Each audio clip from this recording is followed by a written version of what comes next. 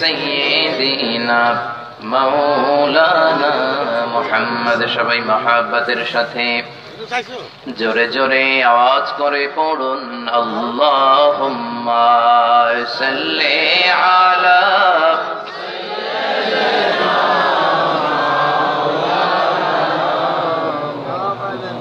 ওয়া আলা আলি সাইয়্যিদিনা মাওলানা মুহাম্মদ। মন আমার কাঁদে রে, দিল আমার কাঁদে রে, যেতে সোনার মদিনায়।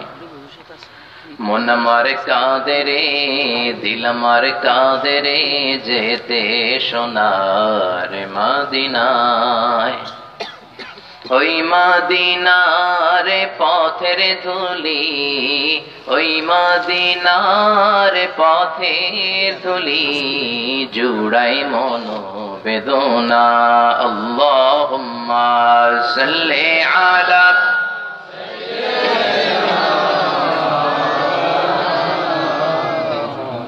ওয়া আলা আলি সাইয়্যিদিনা মাওলানা মুহাম্মদ। রজব শাবানে বরকতে দাও, রমজান মাসে গুনাহ ঝরাও। রজব শাবানে বরকতে দাও, রমজান মাসে গুনাহ ঝরাও। সপ্তাহ জুড়ে তুমি বরকতে দাও, জুমার দিনেতে গুনাহ ঝরাও। রজব শাবানে বরকতে দাও, রমজান মাসে গুনাহ ঝরাও। আল্লাহুম্মা সাল্লি আলা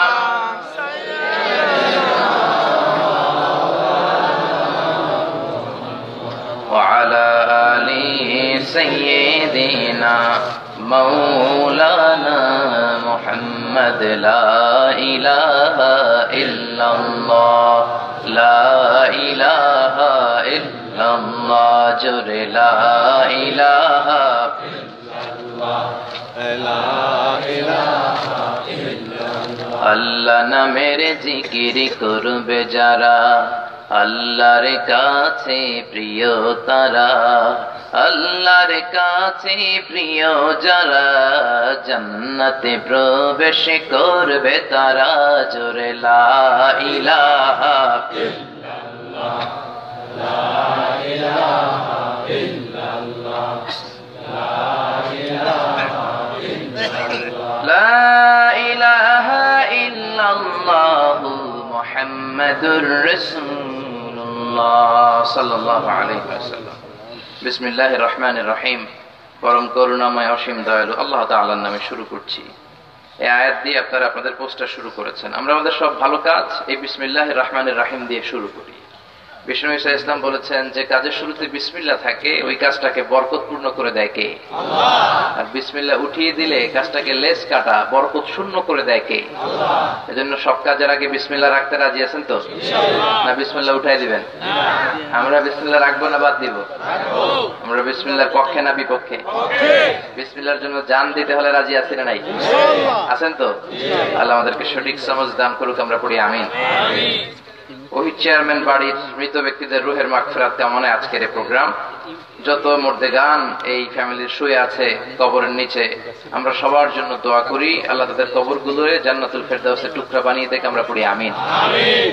ওনারা চলে গিয়ে বেঁচে গেলেন, যারা চলে গেলেন তারা বেঁচে গেলেন, আর আমাদের চোখে আঙ্গুল দিয়ে জানিয়ে দিয়ে গেলেন যে আমাদেরকেও যেতে হবে। চিল্লায় বলেন ঠিক কিনা? নাকি আজীবন আপনারা থাকবেন? আজীবন থাকা যাবে? দাদা চলে গেল, বাবা চলে গেল, আমাকেও যেতে হবে। জোরে বলেন ঠিক কিনা? যে বাড়ি ঘরে আমরা থাকি এটা আমাদের আসল বাড়ি ঘর নয়, আমরা মাটি দিয়ে তৈরি। এই মাটির ঘরই হচ্ছে আমাদের আসল ঘর। জোরে বলেন ঠিক কিনা? মিনহা خلقناكم وفيها نعيدكم ومنها نخرجكم تارة أخرى। আল্লাহ বললেন মাটি থেকে তোমাদের বানালাম, মাটির কবরে পাঠাবো, আবার মাটির কবর থেকে কিয়ামতের দিন আমাদেরকে দাঁড় করিয়ে দিবে কে? এজন্য আসল ঘর মাটির ঘর। কোন ঘর? একদিন মাটির ভেতরে হবে ঘরে মোনামার, কেন বাঁধো দালান ঘরে মোনামার, কেন বাঁধো দালান ঘর, ঠিক না? খুব চিন্তার বিষয়। আপনি যদি একটু খেয়াল করেন, এই মাটির ঘরেই আমাকে যেতে হবে, এটাই আমার আসল ঘর, তাহলে দুনিয়া দুনিয়া করার কোনো সুযোগ নাই। কিন্তু আপনারা যদি জিজ্ঞেস করি আপনার বাড়ি কোনটা, আপনি বলবেন এটা আমার বাড়ি, আপনি বলবেন এটা আমার ঘর। কেমন করে এটা আপনার ঘর হয়? এটা যদি আপনার ঘর হয়, আপনার বাবাও যখন এই ঘরে থাকতো তখনও তিনি বলতেন এটা আমার ঘর, ঠিক না? আবার আপনার দাদাও যখন এই বাড়িতে থাকতো তিনিও বলতেন এইটা আমার বাড়ি। আবার আপনার দাদার দাদার দাদাও যখন থাকতো তিনিও বলতেন আমার বাড়ি, বলতো না?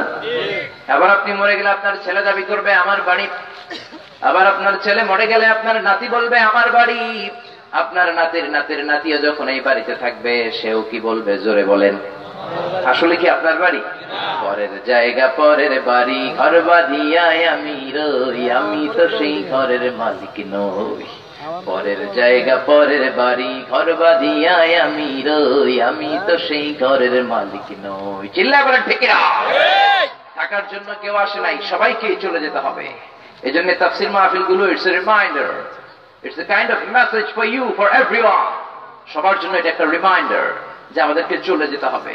শীতের রাতে এরকম তাফসীরুল কোরআনের প্রোগ্রাম আমার দেশ বাংলাদেশ ছাড়া আর কোথাও নাই। সব জায়গায় হয় short Tazkira, very short seminar on Islamic issues. ইসলামের বিভিন্ন ইস্যু নিয়ে সেখানে শর্ট তাজকিরা হয়। সেখানে আমরা 20 মিনিট, হাফ এন আওয়ার কথা বলি দেশের বাইরে। তারপরে হয় কিউএ সেশন, মানে কোশ্চেনিং অ্যানসারিং সেশন। আপনাকে প্রশ্ন করবে, আপনাকে আনসার করতে হবে, উত্তর করতে হবে। তারপরে the speaker go out, all the sitting personality they go out. আপনিও চলে যাবেন, শ্রোতা তারাও চলে যাবে, শেষ। কিন্তু শীতের রাতে এই মাঠে ময়দানে ফসলের ক্ষেতে এই যে তাফসীরুল কোরআনের প্রোগ্রাম, এটা আমার দেশ বাংলাদেশ ছাড়া আর কোথাও কি আছে? জোরে বলেন আছে? এজন্য এদেশে রহমত আর বরকত বেশি না কম? আমার দেশে গ্যাসের খনি আছে না নাই? তেলের খনি আছে না নাই? কয়লার খনি আছে না নাই? সোরের খনি আছে না নাই? তাও আছে না? আল্লাহ দিচ্ছে যখন একেবারে ছাপ্পা মেরে দিচ্ছে, সব দিয়ে আমাদেরকে ভরে দিচ্ছে। চিল্লায় বলেন ঠিক কিনা? আল্লাহ আমাদেরকে ইসলামের পথে এক ধাপ এগিয়ে যাওয়ার তৌফিক দান করুক, আমরা পড়ি আমিন। স্থান হচ্ছে ওহিদ চেয়ারম্যান বাড়ি সংলগ্ন মাঠ। আমাকে রেখেছেন আপনারা প্রধান বক্তা, আপনাদের শুকরিয়া। সমুদ্র কণ্ঠস্বর, আন্তর্জাতিক খ্যাতি সম্পন্ন, অনেক কথা মানুষ লিখে, সারা বিশ্বে আলোড়ন সৃষ্টি করি। না, আমি গোটা বিশ্ব আলোড়ন সৃষ্টি করলাম কোথায়? আমি সব মিলে 1 ডজন দেশ হয়তো ঘুরেছি, তার মানে অনেক দেশ আমার যাওয়া বাকি। তো আমি সারা বিশ্বে আলোড়ন সৃষ্টি করলাম কোথায়? এজন্য অতিমাত্রায় প্রশংসা করা বিশ্বনবীও পছন্দ করতেন না। বিশ্বনবী বিনয়ী ছিলেন। বিশ্বনবী দোয়া করতেন, আল্লাহুম্মা জাআলনি সাবুরা ওয়া জাআলনি শাকুরা ওয়া জাআলনি ফি আইনি সাগীরা ওয়া ফি আয়ুনিন নাসি কাবীরা। আল্লাহ, আপনি আমারে সবরকারী বানান, আপনি আমারে শুকরগুজার বান্দা বানান, আমার চোখে আপনি আমারে ছোট বানান, গোটা বিশ্বের মানুষের চোখে আপনি আমারে বড় বানান, ঠিক কিনা? আপনি নিজের চোখে নিজে ছোট থাকবেন, বিনয়ী থাকবেন, হাম্বল হবেন, গোটা বিশ্বের মানুষের চোখে আপনারা বড় করে দিবে কে? আল্লাহ। আর নিজের চোখে যদি নিজের বড় মনে করেন, নিজেই যদি নিজেকে অ্যানাউন্স করেন যে আমি আল্লামা, আমি বড় লাট সাহেব, তাহলে গোটা বিশ্বের সামনে আপনারা অপমানিত করবে কে? আল্লাহ। মহাবিশ্বের সবচেয়ে বিনয়ী ব্যক্তিত্ব ছিল বিশ্বনবী, leader of the most humble personality in the world. পৃথিবীর সবচেয়ে বিনয়ী লোক ছিলেন বিশ্বনবী। এত বিনয়ী তিনি ছিলেন, কারোর সাথে মুসাফা করলে ওই লোকটা হাত টেনে নেওয়ার আগ পর্যন্ত বিশ্বনবী নিজের হাত টেনে নিতেন না। এখন সুবহানাল্লাহ। বিশ্বনবীর হাত ছিল আলিয়ানু মিনাত তিবাজ, রেশমের কাপড়ের চেয়ে নরম। এত নরম হাত যখন কেউ মুসাফার মধ্যে পেত, কেউ বিশ্বনবীর হাত ছাড়তে চাইতো না। জোরে বলেন ঠিক কিনা? এত বিনয়ী ছিলেন বিশ্বনবী। ছিলেন সব বিনয়ীদের লিডার। কারণ ছিল সব অহংকারীদের লিডার। ফেরাউনরা হচ্ছে সব অহংকারীদের লিডার, আবু জাহেল হচ্ছে অহংকারীদের লিডার, স্বৈরাচারীদের লিডার, ঠিক কিনা? Leader of the most arrogant personality in the world. কিন্তু অহংকারী হয়ে কোনো লাভ হয় নাই। Up to the day of judgement, কিয়ামত পর্যন্ত তাদের উপরে আল্লাহ লানত আর গজব আছে না নাই? ফেরাউনের নাম শুনলে আমরা কি বলি? লানাতুল্লাহি আলাইহি, গযাবুল্লাহি আলাইহি। আবু জাহেলের নাম শুনলে আমরা কি বলি? লানাতুল্লাহি আলাইহি। সৌদি সরকার আবু জাহেলের বাড়ির মধ্যে লেট্রিন করে দিচ্ছে, জানেন তো আপনারা? লক্ষ লক্ষ হাজী সাহেব হজ করতে যাইয়া তার বাড়িতে পায়খানা কইরা ভরাই দিয়ে আসে। বাঙালি হাজী সাহেব আগ থেকে নিয়ত করে যায়, বিমান থেকে নাইমাই কয়ে তাওয়াফ পরে করুন, আগে কো আবু জাহেলের ঘর কোনটা। কিয়ামত পর্যন্ত তার উপর আল্লাহ লানত আছে না নাই? তারপরে ফেরাউনের উপর লানত আছে না নাই? আমি নিজ চোখে দেখে এসেছি। অনেক জায়গায় আমি গল্প করি যে ফেরাউনের লাশটা আমি নিজে দেখেছি। মিশরের রাজধানী কায়রোর ন্যাশনাল মিউজিয়ামের রয়্যাল মমিস চেম্বারের ভিতরে তার লাশটাকে আল্লাহ শুটকি মানব বানিয়ে রেখেছেন। একটা মানুষকে শুটকি বানালে যেমন হয়, ফেরাউন ঠিক তেমন হয়ে শুয়ে আছে। এই লাশ ঘরে ঢুকতে লাগে 100 পাউন্ড, জাদুঘরে ঢুকতে লাগে আরো 100 পাউন্ড। যেহেতু আমি মিশরের আল আজহার ইউনিভার্সিটির স্টুডেন্ট ছিলাম, আমি ফ্রিতে ঢুকেছি। কার্ড দেখিয়ে ঢুকে অবাক হয়ে গেলাম, ফেরাউনের লাশটা পড়ে আছে। এই ফেরাউনের লাশ আর এই আমি মিজানুর রহমান আজহারি। জাহান্নামের নরকিটটা আমি দুনিয়াতে বসেই দেখার সুযোগ আল্লাহ আমাকে করে দিয়েছে। আমি ভেবে অবাক হলাম, এই সেই ফেরাউন যার হুঙ্কারে, যার অহংকারে, যার ক্ষমতার দাপটে প্রিয় নবী মুসা আলাইহিস সালাম একদিনও তার নিজের বাড়িতে ঘুমাতে পারে নাই। জোরে বলেন ঠিক কিনা? এখনো এই পরিস্থিতি আছে না নাই? বাড়ি এক জায়গায়, থাকে আরেক জায়গায়, গ্রাম এক জায়গায়, ঘুমায় আরেক জায়গায়, থানা এক জায়গায়, থাকে আরেক থানায়। জোরে বলেন ঠিক কিনা? ওয়ালা তাহিনু ওয়ালা তাহজানু ওয়া আনতুমুল আ'লাউনা ইন কুনতুম মুমিনিন। চিন্তার কোনো কারণ নাই, ভয়ের কোনো কারণ নাই। একটু সবরকারী হতে হবে, একটু স্যাক্রিফাইস করার মানসিকতা অর্জন করতে হবে। এই সবরের মাত্রা যদি সেই মাত্রার হয়, তাহলে কালেমার পতাকা বাংলার জমিনে পথ করে একদিন উড়বেই। চিল্লায় বলেন ঠিক কিনা? এজন্য ফেরাউনের জীবনী থেকে শিক্ষা নিতে হবে, কারণের জীবনী থেকে শিক্ষা নিতে হবে। এই পৃথিবীতে কেউ আজীবন থাকবে না। থাকবে নাকি? জোরে বলেন থাকবে?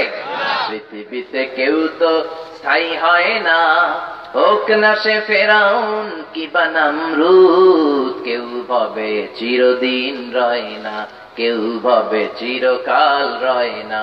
পৃথিবীতে কেউ তো স্থায়ী হয় না, হোক না সে ফেরাউন কিবা নমরুদ। কেউ ভাবে চিরদিন রয় না, কেউ ভাবে চিরকাল রয় না। যারা বলেন ঠিক কিনা? আল্লাহ আমাদেরকে অহংকারী না বানাক, আমরা বলি আমিন। আল্লাহ আমাদেরকে বিনয়ী বানাক, আমরা পড়ি আমিন। বিশেষ বক্তা হিসেবে দাওয়াত করেছেন মাওলানা সফিউল্লাহ সাহেব, খতিব মাধাইয়া বাজার শাহী জামে মসজিদ। এই যে এখন যিনি কথা বললেন, মাশাআল্লাহ চমৎকার কোরআন থেকে কথা বলছিলেন, আদবের ব্যাপারে বলছিলেন, বিশ্বনবীর দরবারে সাহাবারা কেমন করে তাদেরকে উপস্থাপন করেছেন। এই কথাগুলো যেন আমরা আমল করতে পারি, আমরা সবাই পড়ি আমিন। আরো কথা বলেছে আবুল খায়ের মোহাম্মদ আমিনুল ইহসান, আরবি প্রভাষক, নাওতলা ইসলামিয়া আলিম মাদ্রাসা। আপনি না? মাশাআল্লাহ, উনি চমৎকার কথা বলে আল্লাহ হুজুরের কথাগুলো আমাদেরকে আমল করার তৌফিক দান করুক, আমরা পড়ি আমিন। কথা বলেছেন হারুনুর রশিদ সাহেব, কথা বলেছে মাওলানা আবু হানিফ সাহেব। যারাই কথা বলেছে সবগুলো কথাকে আল্লাহ আমাদের নাজাতের উসিলা বানাক, আমরা পড়ি আমিন। আজকের এই প্রোগ্রামের সভাপতি হচ্ছে জনাব মোহাম্মদ ওহিদুল্লাহ চেয়ারম্যান, 3 নং মাধাইয়া ইউনিয়ন পরিষদ। চিনেন তো? আমার থ্রেড দেয় মাঝে মাঝে, আমার মাহফিল নাকি বন্ধ করে দিবে। আবার নিজের বাড়িতে নিয়ে আসছে, বলে আমার মাহফিল যদি আপনি কুমিল্লাতে না রাখেন, আপনার সব মাহফিলে 144, সব মাহফিলে নাকি 146 দ্বারা দিয়ে দিবে। নানা নাতির সম্পর্ক আজীবন, এটা একটা চমৎকার সম্পর্ক, আবহমান কাল ধরে, ঠিক কিনা? উনি আমাকে এত পছন্দ করেন, এলাকার আশেপাশে এই থানায় ওই থানায় যত প্রোগ্রাম হয় সবগুলো জায়গায় চলে যায়, যে সেখানে কোরআন থেকে কথা শুনে আসেন। তারপরে ওনার ব্যক্তিগত জীবন সম্পর্কে আপনারা জানেন, খুব সাদামাটা জীবন এবং জনসাধারণের খুব প্রিয় একজন পার্সোনালিটি। জনসাধারণের যে খেদমা উনি করে যাচ্ছে, আমরণ যেন এই খেদমাত উনি দিয়ে যেতে পারে, আমরা সবাই পড়ি আমিন। তার ফ্যামিলিটাকে আল্লাহ কবুল করুক, আমরা পড়ি আমিন। তার পরিবারের যত মৃত আত্মীয় স্বজন, কবরের বাসিন্দা, প্রত্যেকটা কবরকে আল্লাহ জান্নাতুল ফেরদাউসের টুকরা বানিয়ে দেখে, আমরা পড়ি আমিন। আসুন আমরা সরাসরি কোরআন থেকে কথা শোনার আগে 3টা তাকবীর দিয়ে আল্লাহ দরবারে শুকরিয়া জানাই। এক একটা তাকবীরে যাতে এই প্যান্ডেল স্টেজ কেঁপে ওঠে, এরকম করে তাকবীর দিতে হবে। রাজি আছেন তো? কষ্ট হবে না তো? আমি লিল্লাহি তাকবীর বললে আপনারা পড়বেন আল্লাহু আকবার। কি পড়বেন? সবাই রাজি আছেন? পড়েন লিল্লাহি তাকবীর, লিল্লাহি তাকবীর, লিল্লাহি তাকবীর। আল্লাহ আমাদের তাকবীর কবুল করে নেক, আমরা পড়ি আমিন। আজকে আমরা যে বইটা থেকে কথা শুনবো, বইটার নাম কোরআন। কি নাম? আরো জোরে বলেন কি নাম? এখানে লেখা হয়েছে কোরআন শরীফ, কিন্তু হুজুর বলেছে কোরআন কারীম, আল কোরআন আল কারীম। এখানে আছে কোরআন শরীফ। বাংলাদেশের বিভিন্ন কোরআনে কোরআন শরীফ লেখা থাকে, কিন্তু ইনফ্যাক্ট শরীফ শব্দটাই কোরআনে নাই। শরীফ শব্দটাই, এবং আল্লাহ কোরআনের 30 পারার 114টা সূরার কোন জায়গায় কোরআনকে কোরআন শরীফ বলে উল্লেখ করে নাই। কি বলেছেন?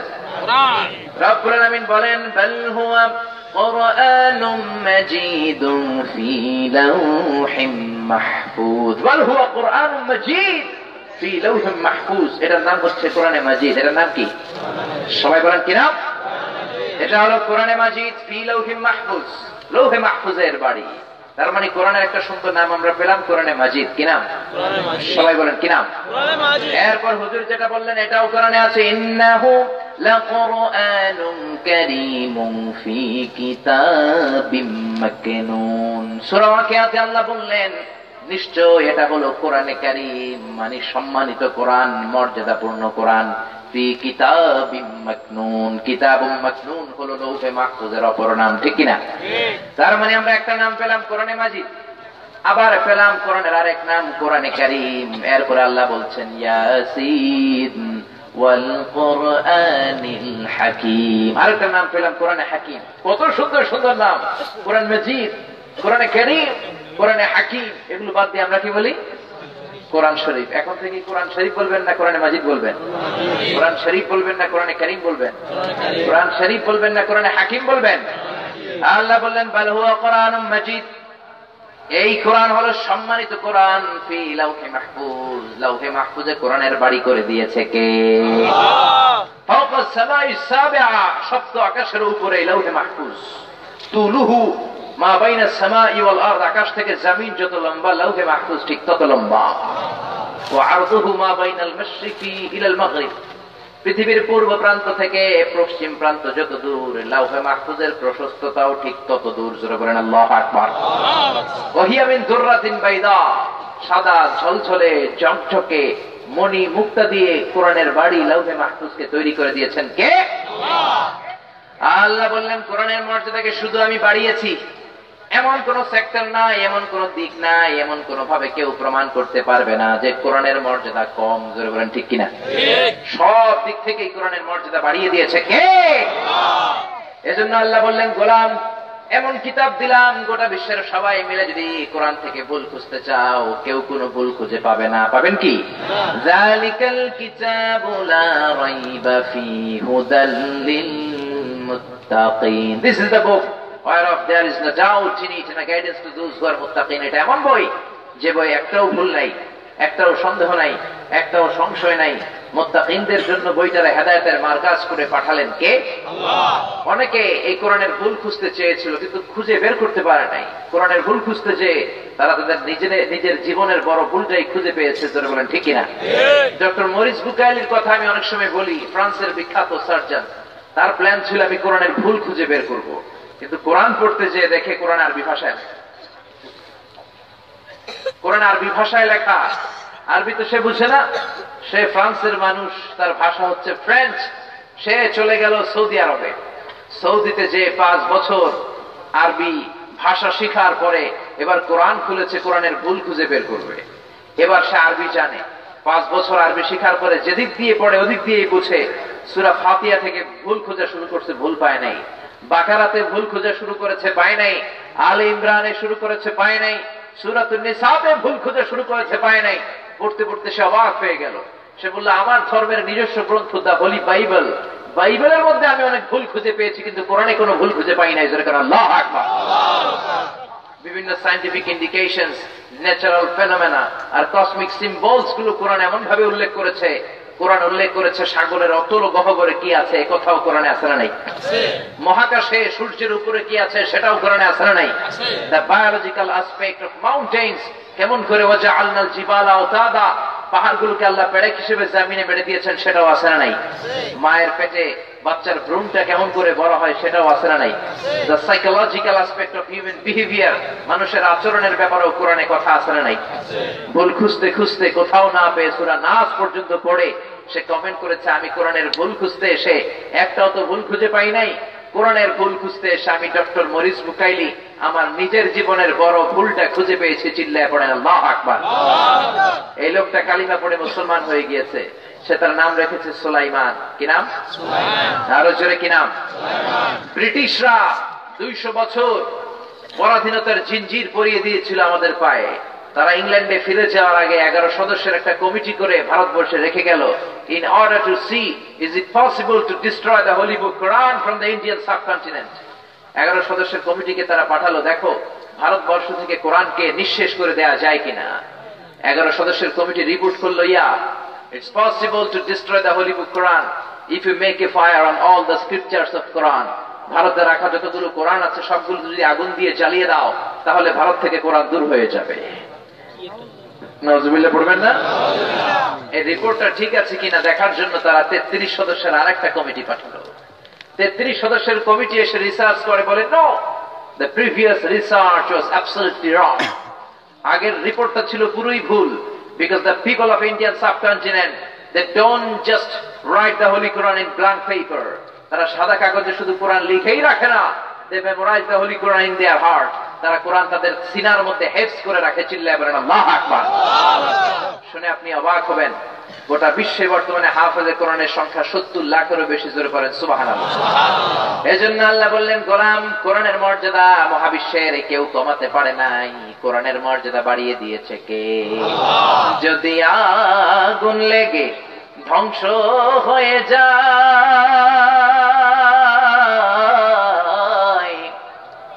ধ্বংস হয়ে যায়, যদি আগুন লেগে যাই পুড়ে যাই পৃথিবীর সব বইয়ের দোকান, বিশ্ব থেকে হারাবে না পবিত্র কোরআন, বিশ্ব থেকে হারাবে না পবিত্র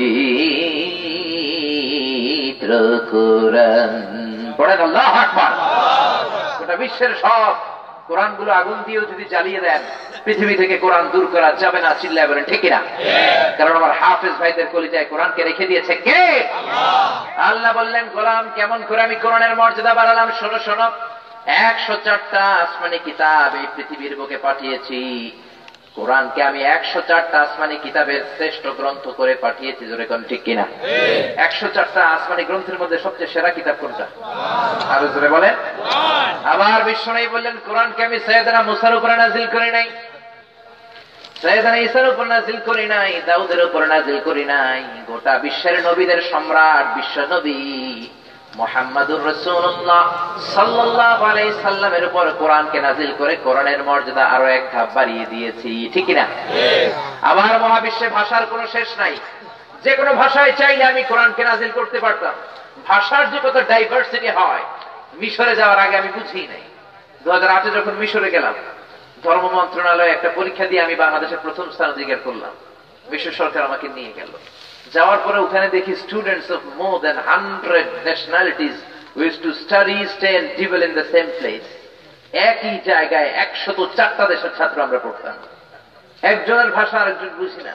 আমি বাংলায় বললে পাকিস্তানিরা বুঝে না, পাকিস্তানিরা বললে আরবরা বুঝে না, আরবরা তাদের কলোকিয়াল ল্যাঙ্গুয়েজে কথা বললে ইংরেজরা বুঝে না, ইংরেজরা নিজেদের মধ্যে কথা বললে আফ্রিকানরা বুঝে না, আফ্রিকানরা ওদের ভাষায় কথা বললে চাইনিজরা বুঝে না, আবার চাইনিজরা যখন ওদের ভাষায় ইয়াং ফিয়াং জিয়াং শিয়াং খিয়াং এবং সাং সাং করে কথা বলে তখন আমরা কেউ কিছু বুঝি না। চিল্লায়ে বলেন আল্লাহু আকবার। আল্লাহ বলেন, চাইলে আমি চাইনিজ ভাষায় নাযিল করতে পারতাম, পারতেন না? মহাবিশ্বে এখন চাইনিজদের সংখ্যা সবচেয়ে বেশি। মান্দারিন ভাষায় আল্লাহ কোরআন নাযিল করতে পারতেন। মান্দারিন ভাষায় পৃথিবীর একটা দেশের লোক কথা বলে, শুধু চীনের লোক।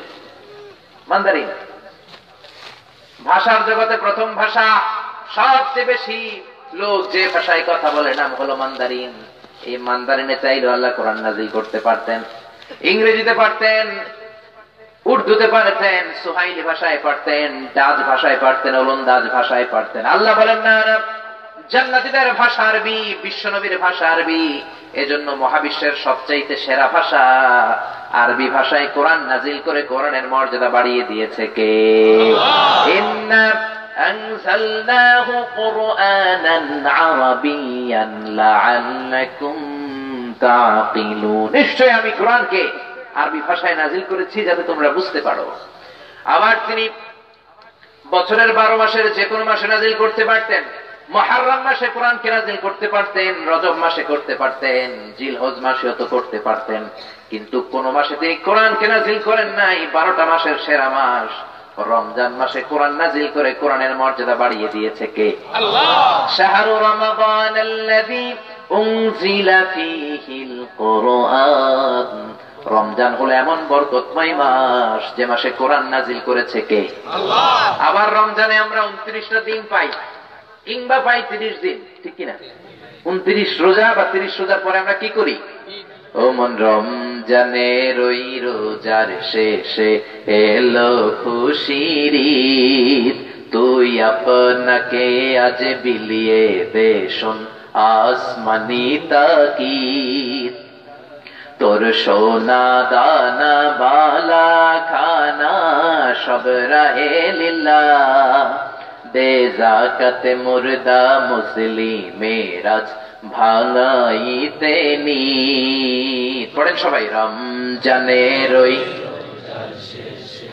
এলো খুশির ঈদ, তুই পড়বি দের নামাজ রে মন সেই গাহে, যে ময়দানে সব গাজী মুসলিম হয়েছে শহীদ।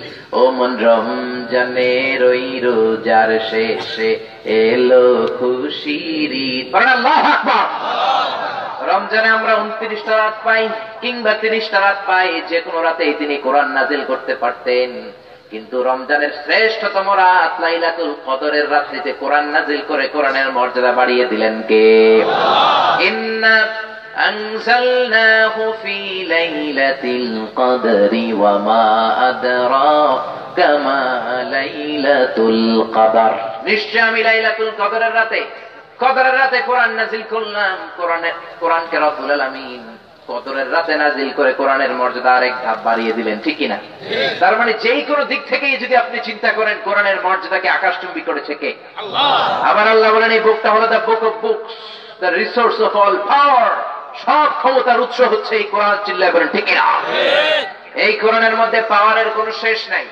এই পাওয়ারফুল কিতাব বিশ্বনবী যখন রিসিভ করতেন, কোরআনের 5টা কিংবা 10টা আয়াত নাজিল হলে মুখস্থ করার জন্য বিশ্বনবী পাগল হয়ে যেতেন।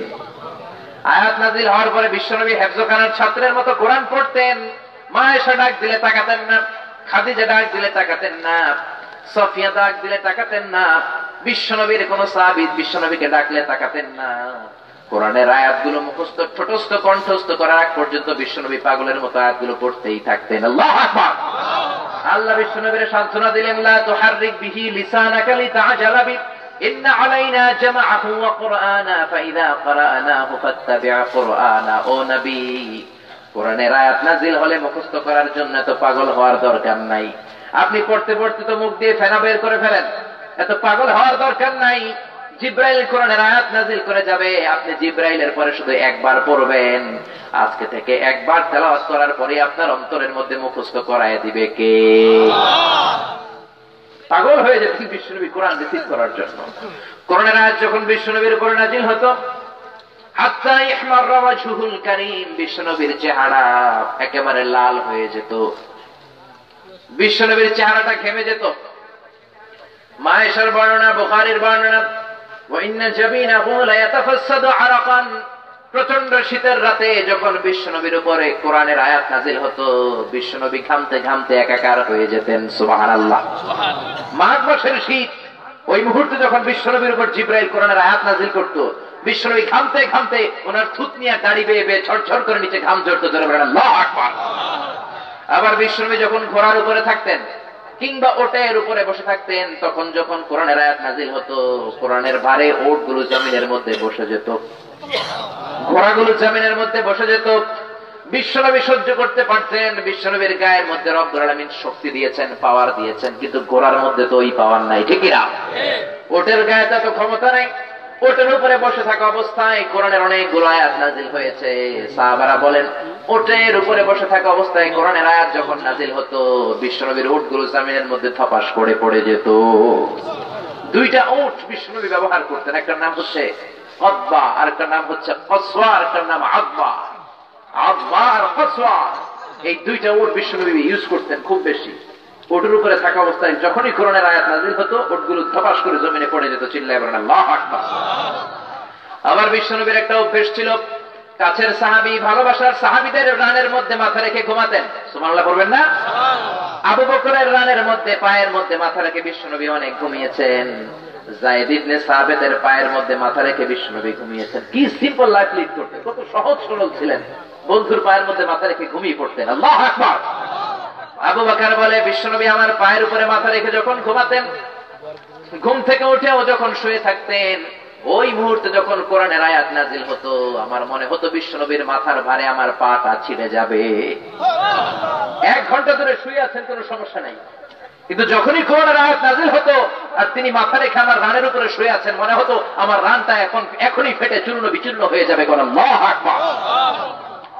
এত পাওয়ারফুল কিতাব। আল্লাহ বললেন, লাউ আনজালনা হাযাল কুরআন আলা জাবালিন লারাআইতাহু খাশিআম মুতাসাদ্দিআম মিন খাশিয়াতিল্লাহ ওয়া তিলকাল আমসালু নাদরিবুহা লিন-নাসি লাআল্লাহুম ইয়াতাফাক্কারুন। ও নবী, এত পাওয়ারফুল কিতাব আমি আপনারে দিলাম, এই কিতাবকে যদি আমি তুর পাহাড়ের উপর নাজিল করতাম, কিংবা এই কিতাবকে যদি আমি আলাস্কা মাউন্টেনের উপর নাজিল করতাম, কিংবা এই কিতাবকে যদি আমি আলস পর্বতের উপর নাজিল করতাম, কিংবা এই কোরআনকে যদি আমি মহাবিশ্বের সবচাইতে বড় পাহাড় মাউন্ট এভারেস্টের উপর নাজিল করতাম, আপনি দেখতেন কোরআনের ভারে পাহাড়গুলো ভেঙে ভেঙে খান খান হয়ে যেত।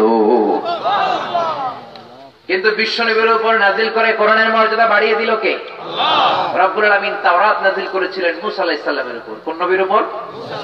জোরে বলেন, আরো জোরে। সাইয়েদনা মুসার উপরে তিনি তাওরাত নাজিল করলেন।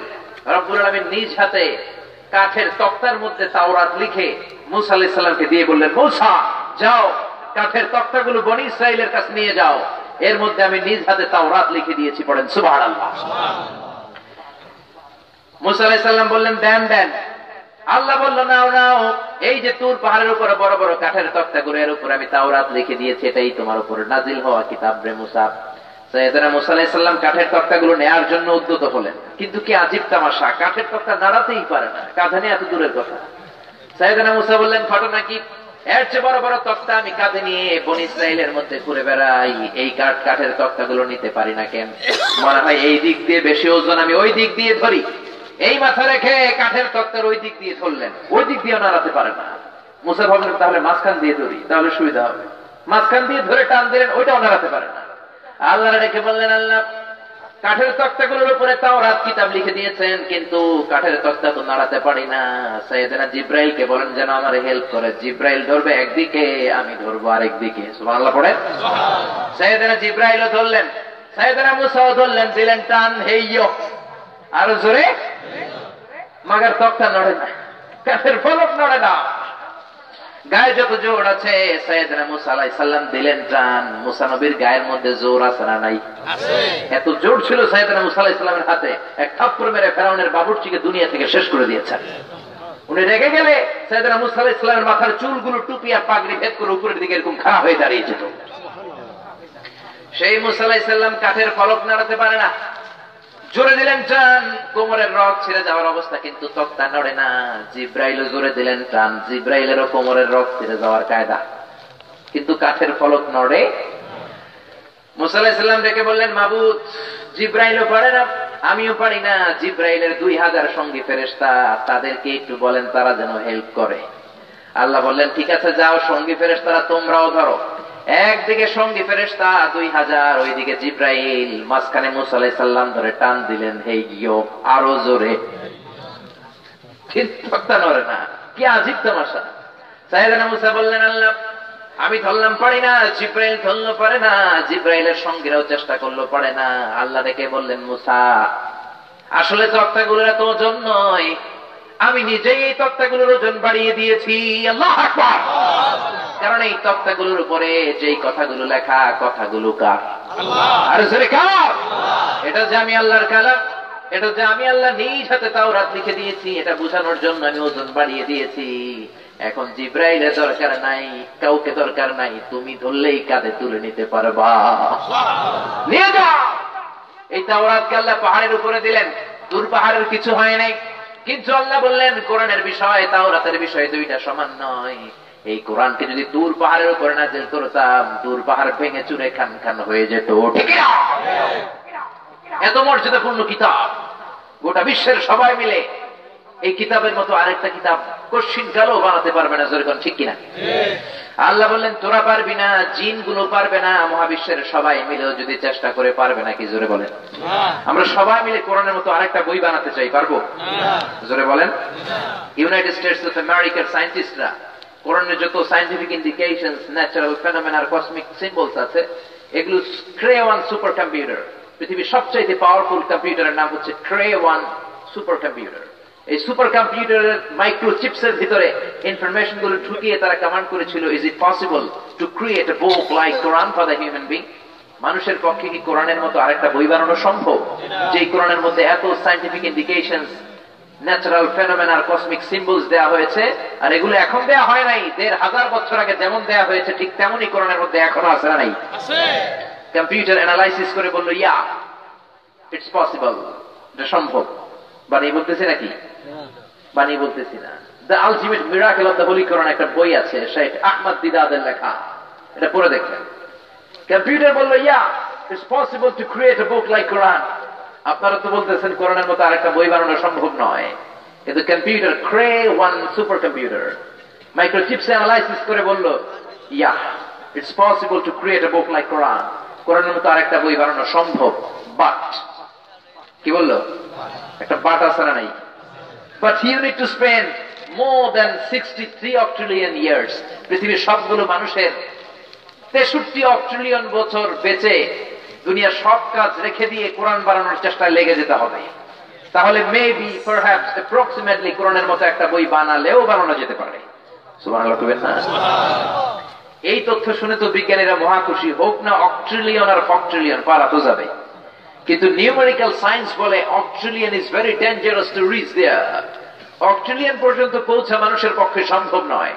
সংখ্যাতাত্ত্বিক নিয়ম বলে সংখ্যা শুরু হয় একক দিয়ে, কি দিয়ে? তারপরে দশক, তারপর শতক, তারপর তারপর তারপর তারপর তারপর তারপর তারপরে আমি বলি, তারপর মিলিয়ন, তারপরে বিলিয়ন, তারপরে জিলিয়ন, তারপরে ভিলিয়ন, তারপরে অক্ট্রিলিয়ন। 1, 2, 3 অক্ট্রিলিয়ন নয়। মহাবিশ্বের সবাই মিলে যদি 63 অক্ট্রিলিয়ন বছর আপনি হায়াত পান, আমাদের গড় হায়াত কত? 60 বছরই তো শেষ, ঠিক কিনা? ওদিকে শুধু 60 বছর নয়, 60,000 বছর নয়, 60 লক্ষ বছর নয়, 60 কোটি বছর নয়, 60 মিলিয়ন বছর নয়, 60 বিলিয়ন বছর নয়, 60 বিলিয়ন বছর নয়, 60 অক্ট্রিলিয়ন বছর। 63 অক্ট্রিলিয়ন বছর যদি মহাবিশ্বের সবাই মিলে চেষ্টা করে, তাহলে সম্ভবত কোরআনের মতো একটা বই বানালেও বানানো যেতে পারে। সর্বশেষ ক্রে-1 সুপার কম্পিউটার অ্যানালাইসিস করে যেটা বললো, it's quite impossible to create a book like Quran. পৃথিবীর সবগুলো মানুষের 63 অক্ট্রিলিয়ন বছর বেঁচে থাকাও সম্ভব না, কোরআনের মতো আরেকটা বই বানানো সম্ভব না। চিল্লায় বলেন ঠিক কিনা? সেই কোরআন, বিশ্বনবীর প্রথম কাজ ছিল মানুষকে কোরআন শিখানো, কোরআন তেলাওয়াত শিখানো। এখন আমাদের মধ্যে কোরআন তেলাওয়াত নাই, যেরকম ঠিক কিনা? একটা সময় ছিল বাংলার জমিনের ফজরের নামাজের পরে 68,000 গ্রাম থেকে গুনগুন গুনগুন করে মক্তবগুলোর ভেতর থেকে কোরআনের আওয়াজ বের হতো। এখন এগুলো কমতে শুরু করেছে, এখন এগুলো কমতে শুরু করেছে। ফজরের পরেই kindergarten, cadet school, English medium, ছেলেকে তো স্কুলে পাঠাবেন, অবশ্যই পাঠাবেন, কিন্তু সবার আগে কোরআন, তারপরে অন্য জ্ঞান। আগে কোরআন, পরে অন্য জ্ঞান। Teach your children the holy Quran. Holy Quran will teach your children everything. আপনি আপনার ছেলের কোরআন শিখান, কোরআন আপনার ছেলের গোটা বিশ্ব শিখাই দিবে। যেরকম ঠিক কিনা? এজন্য ছেলে মেয়েদেরকে কোরআন শিখাতে রাজি আছেন তো?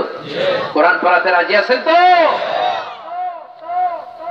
সকালবেলা যদি ক্লাস থাকে, বিকেল বেলা মুয়াজ্জিন সাহেবকে ধরে, ইমাম সাহেবকে ধরে মাগরিবের পরে হলেও ছেলেকে কোরআন শিখাই দিতে হবে। যেরকম ঠিক কিনা? আপনার ছেলে ডাক্তার হোক, ইঞ্জিনিয়ার হোক, আমার নানা ভাইয়ের মতো রাজনীতিবিদ হোক, কোনো সমস্যা নাই। He can choose any kind of profession, that's not a big deal. He can be a teacher, he can be a psychiatrist, he can be an engineer, he can be a politician like him, he can be any kind of profession he can choose, but he needs to be a real practicing Muslim. He needs to know how to recite the Holy Quran till level and take it out. Doctor হবে সমস্যা নাই, engineer হবে সমস্যা নাই, pilot হবে সমস্যা নাই, কিন্তু কোরআন জানা পাইলট হতে হবে। এমন পাইলট হতে হবে যে পাইলট বিমান থেকে ল্যান্ডিং করার পরপরই কপাল ঘষে ঘষে মসজিদে ঢুকে সেজদা দিবে কাকে? আরো জোরে বলেন কাকে? এখন এমন একটা সময় হয়েছে, বাচ্চাদেরকে আমরা কোরআন শিখাতে চাই না। যাকে দিয়ে কোরআন শিখাই তার 5 মাসের 6 মাসের বেতন বাকি। আর গান শিখাতে গেলে, নাচ শিখাতে গেলে, মডার্ন কালচার শিখাতে গেলে 6 মাসের টাকা অ্যাডভান্স দিয়েও সিরিয়াল পাওয়া যায় না, যেরকম ঠিক কিনা? ধর্মপ্রাণ আমরা বড়ই ধর্মপ্রাণ, নামাজ রোজার কিছু নাই ভুলেও ধরি না কোরআন। ধর্মপ্রাণ রোজ সকালে শুনতাম আগে আল কোরআনের বাণী রে, আল কোরআনের বাণী। এখন শুনি সারে গামার দীপ্ত ফ্যান ফ্যানানি, ঠিক কিনা? ধর্মপ্রাণ মুসলমান আজকাল হয়েছে মডার্ন। ধর্মপ্রাণ আমরা বড়ই ধর্মপ্রাণ, নামাজ রোজার কিছু নাই ভুলেও ধরি না কোরআন। ধর্মপ্রাণ প্রতিদিন কোরআন শিখায় যে তার পকেট যায় ফাঁকা রে, তার পকেট যায় ফাঁকা। সপ্তাহে 2 দিন গান শিখায় যে নেয় তো 1000 টাকা, ঠিক না? ধর্মপ্রাণ মুসলমান আজকাল হয়েছে মডার্ন। ধর্মপ্রাণ আমরা বড়ই ধর্মপ্রাণ, নামাজ রোজার কিছু নাই ভুলেও ধরি না কোরআন। ধর্মপ্রাণ, ঠিক কিনা বলেন? এজন্য ছেলে মেয়েদেরকে আগে কোরআন শিখাতে হবে, আগে কোরআন পরে অন্য জ্ঞান। আপনি আপনার ছেলেরে গোটা বিশ্বের সব শিখাই দিলেন, সব চিনাইলেন, সবকিছুর সাথে পরিচয় করাই দিলেন, কিন্তু কোরআনের সাথে পরিচয় করাই দিলেন না। তার মানে আপনার যে কপাল পোড়া বাবা আল্লাহর জমিনে দ্বিতীয়টা নাই, জোরে বলেন ঠিক কিনা? আপনি বক্তব্যে পাঠান, আপনি হেফজখানায় পাঠান, দেখবেন আপনার ছেলের সুরালা গলায় কি সুন্দর কোরআনের আয়াতগুলো দোল খায়। আমার দেশের হাফেজ কোরআনদের কণ্ঠের মতো পৃথিবীর কোন হাফেজদের কণ্ঠ নাই। এই যে হাফেজ জাকারিয়া বাহরাইনে ফার্স্ট, মিশরে ফার্স্ট, হাফেজ ফজলুর রব্বি আদল দুবাইতে ফার্স্ট, হাফেজ নাজমুল সাকিব গোটা বিশ্বে ফার্স্ট। আমাদের হাফেজরা কোন ইন্টারন্যাশনাল কনফারেন্সে বসলে কোন প্রশ্ন করে তাদেরকে আটকাতে পারে এরকম বিচারক আল্লাহর জমিনে পয়দা হয় নাই, চিল্লায় বলেন ঠিক কিনা? আর আমাদের হাফেজদের গলার মধ্যে আল্লাহ যে সুর দিয়েছে আপনি অবাক হবেন। বাঙালি ছেলেদের কোরআনের সুর শুনলে পৃথিবীর বিভিন্ন দেশে, আরব দেশে আমার বন্ধু আছে, কাতারে আছে, জর্ডানে আছে, ফিলিস্তিনে আছে, মদিনা ইউনিভার্সিটিতে আছে, আলাদা আলাদা আমি নিজেই পড়েছি, বন্ধু বান্ধবের তো অভাব নাই। সব জায়গাতে আমাদের বাঙালি ছাত্রদের কোরআন তেলাওয়াতের একটা আলাদা শোনা। আমরা কোন কোরআনিক কনফারেন্সে বসলে অন্যরা ভালো করতে পারে না, বাঙালি ফার্স্ট হয়ে যায়। সুবহানাল্লাহ পড়বেন না? আল-আজহারে যখন পড়ি, আরবদের জন্য, সব আরব ছাত্রদের জন্য কোরআন হেফজ করা বাধ্যতামূলক। আজহারে 4 বছরের ব্যাচেলর ডিগ্রি অনার্স করলাম। আরবদের জন্য প্রতি বছর 7.5 পারা মুখস্থ করতে হবে, দ্বিতীয় বছরে 15 পারা, তৃতীয় বছরে 22.5, চতুর্থ বছরে 30 পারা শোনাতে হবে।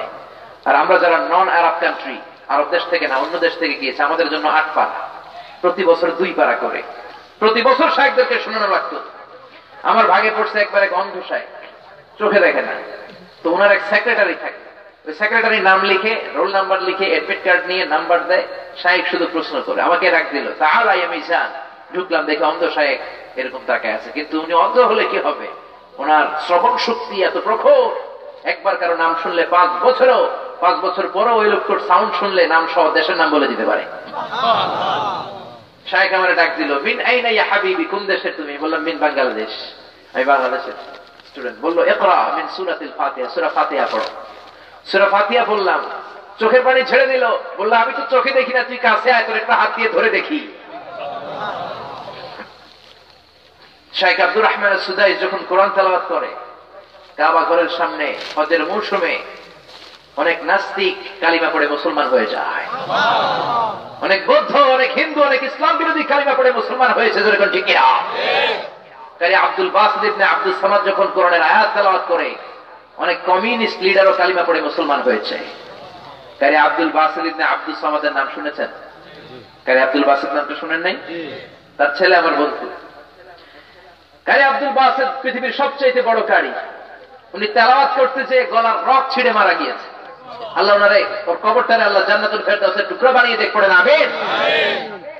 মিশরের প্রধানমন্ত্রী তখন জামাল আব্দুল নাসের, ওনাকে নিয়ে তিনি চলে গেলেন সোভিয়েত ইউনিয়ন। অনেকে এটার নাম চিনবেন না, আগে ছিল সোভিয়েত ইউনিয়ন, এখন হয়ে গেছে রাশিয়া, বর্তমান রাশিয়া। ওখানে যাওয়ার পরে কমিউনিস্ট লিডাররা রাষ্ট্রীয় দ্বিপাক্ষিক আলোচনার পরে জামাল আব্দুল নাসের যখন পরিচয় করিয়ে দিচ্ছে, এটা আমার ফরেন মিনিস্ট্রি, এটা আমার এই মিনিস্ট্রি, এটা আমার ওই মন্ত্রী, এটা আমার ওই মন্ত্রী, সবশেষে কারি আব্দুল বাসিতকে উনি পরিচয় করা দিচ্ছে, he is the reciter of our holy book, তিনি আমাদের ধর্মীয় গ্রন্থ আবৃত্তি করেন। কমিউনিস্ট নেতারা বলে, এটা আবার কেমন লোক, ধর্মীয় গ্রন্থ আবার আবৃত্তি করে, এটা আবার কি? নৈশভোজের পরে কমিউনিস্ট লিডারদের নিয়ম ছিল তারা ড্রিঙ্কস খাবে, মদ খাবে, আর বেলি ড্যান্স হবে, কোমর দোলানোর ডান্স, রূপবানে নাচে কোমর দোলাইয়া, এগুলো দেখবে তারা। জামাল আব্দুল নাসির বলল, আমি যেহেতু আমার ধর্মের সবচেয়ে চমৎকার আবৃত্তিকারককে নিয়ে এসেছি, আমরা মিশরে নৈশভোজের পরে তার তেলাওয়াত শুনি, আপনারা যদি অনুমতি দেন তারা তেলাওয়াত করতে দিব, আবৃত্তি করে একটু শোনাবে আমাদের ধর্মীয় কিতাব। কমিউনিস্ট লিডাররা বলে, okay, that's not a big deal, okay done. সে তেলাওয়াত করে শোনাবে। রাতের খাওয়ার শেষে সবাই মদ নিয়ে বসছে, মদের আসরে মাইক নিয়ে Abdul Basit ibn Abdus Samad তেলাওয়াত শুরু করে দিলেন। তিন পতন নীরবতা। জামাল আব্দুল নাসির খেয়াল করে দেখলেন 10 মিনিটের তেলাওয়াতের পরে সবগুলো কমিউনিস্ট নেতার চোখ দিয়ে দাঁড় করে পানি নামতেছে। জামাল আব্দুল নাসির বললেন, মালাকুম, তোমাদের কি হলো? তোমরা রাশিয়ান মানুষ, ভাষা তোমাদের রাশিয়ান ভাষা, আরবি তো বোঝার কথা না। আমার কারি Abdul Basit ibn Abdus Samad কোরআন থেকে আবৃত্তি করে তেলাওয়াত করে শোনায়, চোখ দিয়ে পানি ঝরে কেন? রাশিয়ান কমিউনিস্ট লিডার গুলো বলে, কেন ঝরে আমরাও জানি না, তবে আমাদের মনে অনেক জ্বালা, অনেক যন্ত্রণা, অনেক দুঃখ, এগুলো ভুলে থাকার জন্য আমরা মদ খাই, বেলি ডান্স দেখি, কিন্তু তারপর আমাদের মনের জ্বালা কমে না, আমাদের বুকের দুঃখ কমে না। আজকে কোন এক আবৃত্তিকারককে তুমি নিয়ে আসলা, ওই মিশর থেকে কেমন আবৃত্তিকারক কি দিয়ে যে সে সুর করে একটা আবৃত্তি করলো, আল্লাহর কসম, ভগবানের কসম, গডের কসম, 10 মিনিটের আবৃত্তি শোনার পরে আমাদের কলিজাটা একেবারে ঠান্ডা হয়ে গিয়েছে। এজন্য কোরআনের মতো কোরআন তেলাওয়াত করতে পারলে আপনার অন্তরকে ঠান্ডা করে দিবে কে? আল্লাহ। ইউনাইটেড স্টেটস অফ আমেরিকাতে একটা কনফারেন্স হয়েছিল, যে কনফারেন্সে পৃথিবীর যতগুলো ধর্ম আছে সব ধর্মগুরুরা যাবে, ধর্মীয় কিতাব আবৃত্তি করবে। কথা শুনতেছেন নাকি কষ্ট হচ্ছে আপনাদের? ইউনাইটেড স্টেটস অফ আমেরিকার একটা কনফারেন্স হলে পৃথিবীর সব ধর্মের ধর্মগুরুকে ডাকা হলো, তাদের ধর্মীয় কিতাব আবৃত্তি করা হবে। শ্রীমদ ভগবত গীতা গেল, বাইবেল গেল, রামায়ণ, মহাভারত, ত্রিপিটক, দীঘা নিকায়া, ইয়াহফিজ, সেকারডাটাল, টার্মা, Torah, Old Testament, New Testament, Zend Avesta. চীনের প্রাচীন ধর্মের নাম কনফুসিয়াস, এই কনফুসিয়াসের পাণ্ডুলিপি নিয়ে চীনের ধর্মগুরু হাজির। ইরানের প্রাচীন ধর্ম হচ্ছে অনির্বাণ শিখা, তারা গায়, আগুনকে পূজা করে, তারা সেই পাণ্ডুলিপি নিয়ে হাজির। গোটা বিশ্বের সব ধর্মের নেতারা হাজির। মুসলিম বিশ্ব থেকে সেখানে পাঠানো হয়েছে কারি আব্দুল বাসিত ইবনে আব্দুস সামাদকে কোরআন তেলাওয়াত করে শোনানোর জন্য। জোরে বলেন সুবহানাল্লাহ। বিশাল বড় কনফারেন্স রুম, আমাদের সংসদ ভবনের মতো, যেখানে স্পিকার সাহেব বসেন ওখানে বসেছে জাজ, মানে বিচারক, আর নিচে যেমনি মেম্বার অফ দ্য পার্লামেন্টরা বসে, এমপিরা, ওই জায়গায় বসেছে সব ধর্মের ধর্মীয় গুরু তাদের কিতাব নিয়ে। 10 মিনিট করে পড়ার সময়, জোরে বলেন কয় মিনিট? 10 মিনিট। সবাই বলেন 10 মিনিট। আরো জোরে কয় মিনিট? 10 মিনিট। বিচারকের সামনে দুইটা বাটন, বাটন মানে বোতাম, একটা গ্রিন বাটন, একটা রেড বাটন। গ্রিন বাটনে বিচারক চাপ দিলেই সবুজ বাতি জ্বলে উঠবে, সবাই তাদের ধর্মীয় গ্রন্থ আবৃত্তি করা শুরু করবে। 10 মিনিট যখন ঘড়ির কাঁটা ধরে শেষ, বিচারক রেড বাটন লাল বাতিতে চাপবে, লাল বাতিতে চাপার সাথে সাথে আবৃত্তিও বন্ধ করতে হবে। শুরুতে ডাকা হয়েছে শ্রীমদ ভগবত গীতা। গীতাওয়ালারা এসে শুরু করছে, ওম নমো ভগবতী বাসুদেবায়, পড়তে শুরু করে দিচ্ছে। 10 মিনিট পিন পতন নীরবতায় শ্রীমদ ভগবত গীতা পাঠ করলো। তারপর বিচারক 10 মিনিট পরে রেড বাটন লাল বাজিতে চেপেছে, আবৃত্তি শেষ, বসে যাও যে সিটে। এরপরে ডাকা হয়েছে বাইবেল, 10 মিনিট। ত্রিপিটক, যারা পরে ওম শান্তি, ওম বুদ্ধাং চরণং গচ্ছামি, ধম্মাং চরণং গচ্ছামি, নির্বাণাং পরমং সুখং, নির্বাণাং পরম শান্তি, ওম শান্তি। 10 মিনিট ধরে ওম শান্তি, ওম শান্তি করে গেল, সময় শেষ। এরপরে আসছে রামায়ণ, এরপরে মহাভারত, এরপরে জিন্দাবেস্তা, এরপরে বাইবেল। এরকম সবগুলো ধর্মের ধর্মীয় গুরুরা 10 মিনিট করে পড়ে। কয় মিনিট? আরো জোরে বলেন। সব শেষে যার নামটা এসেছে সে হচ্ছে মুসলিম বিশ্বের প্রতিনিধি, মিশর থেকে আগত Sheikh Qari Abdul Basit ibn Abdus Samad. Microphone থেকে ঘোষণা দেওয়া হলো, now the representative of Muslim Ummah come from Egypt, Abdul Basit ibn Abdus Samad will recite the holy book Quran. এখন মুসলিম বিশ্বের প্রতিনিধি কারি Abdul Basit ibn Abdus Samad কোরআন থেকে 10 minute তেলাওয়াতের জন্য ডায়েসে আসবে, মঞ্চে আসবে। মিশরি কারীরা দাড়ি রাখে না, ক্লিন শেভ।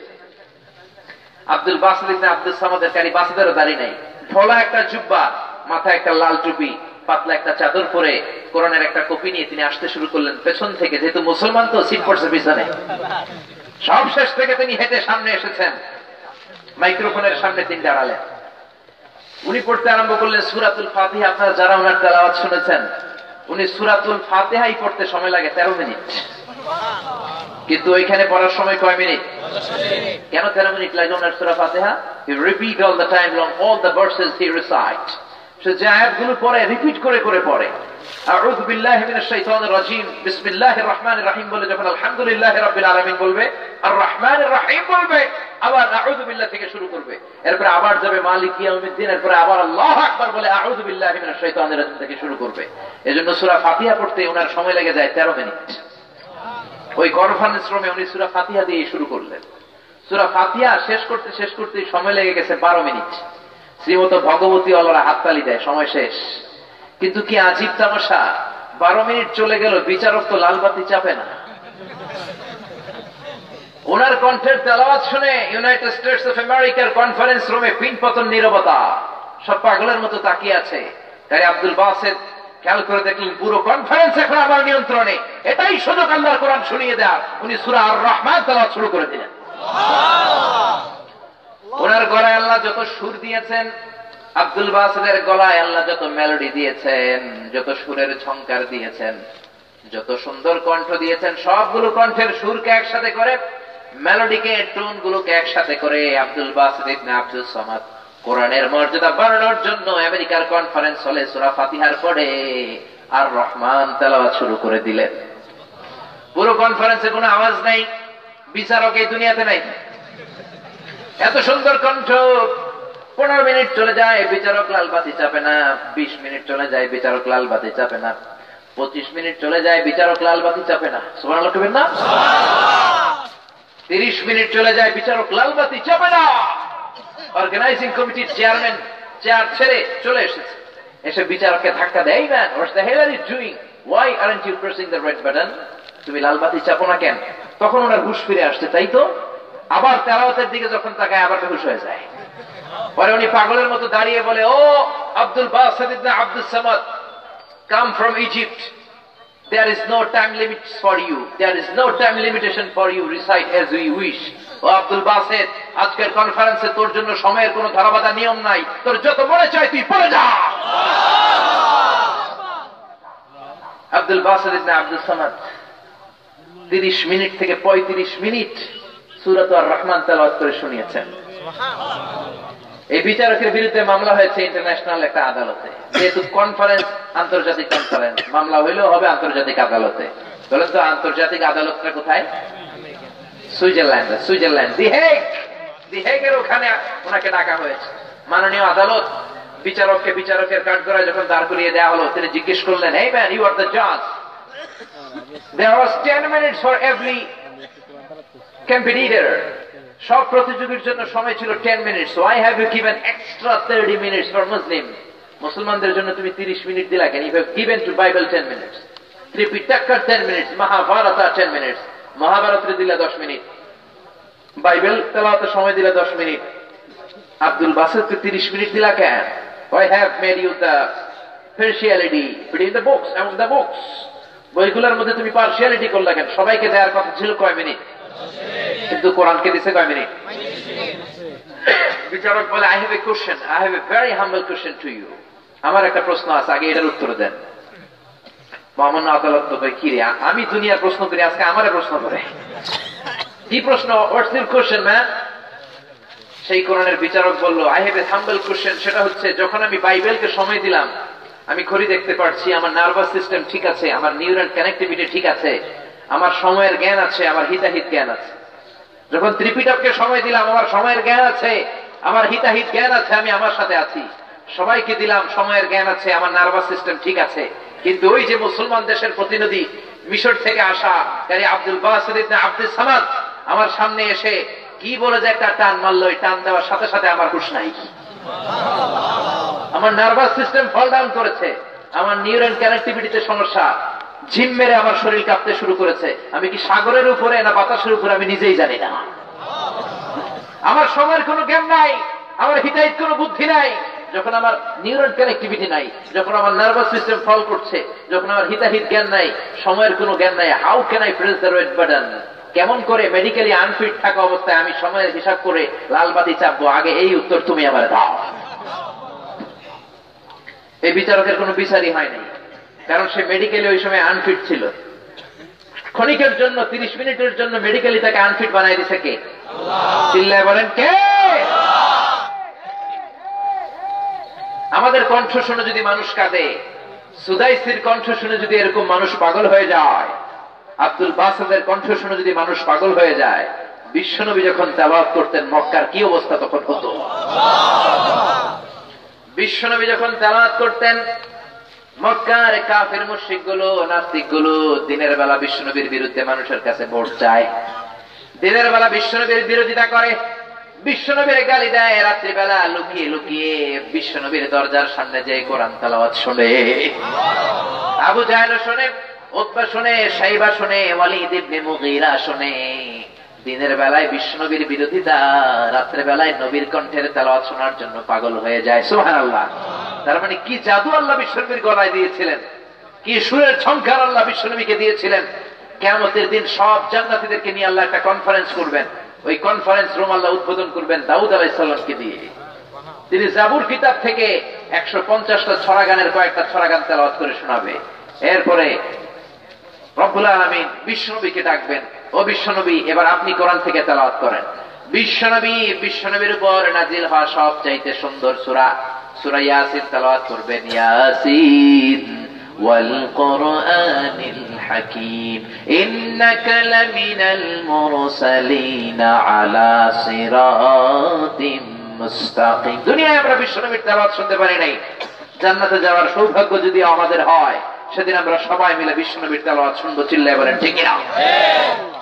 এক জান্নাতি দাঁড়িয়ে বলবে, মাবুদ দাউদ আলাইহিস সালামের কণ্ঠে জাবুর শুনলাম, আমাদের অন্তর ঠান্ডা হলো, বিশ্বনবীর কণ্ঠে সূরা ইয়াসিন শুনলাম, আমাদের আত্মা মাতোয়ারা হয়ে গেল। কিন্তু বিশ্বনবী তো কোরআনের রচয়িতা না, বিশ্বনবী তো কোরআনের লেখক না।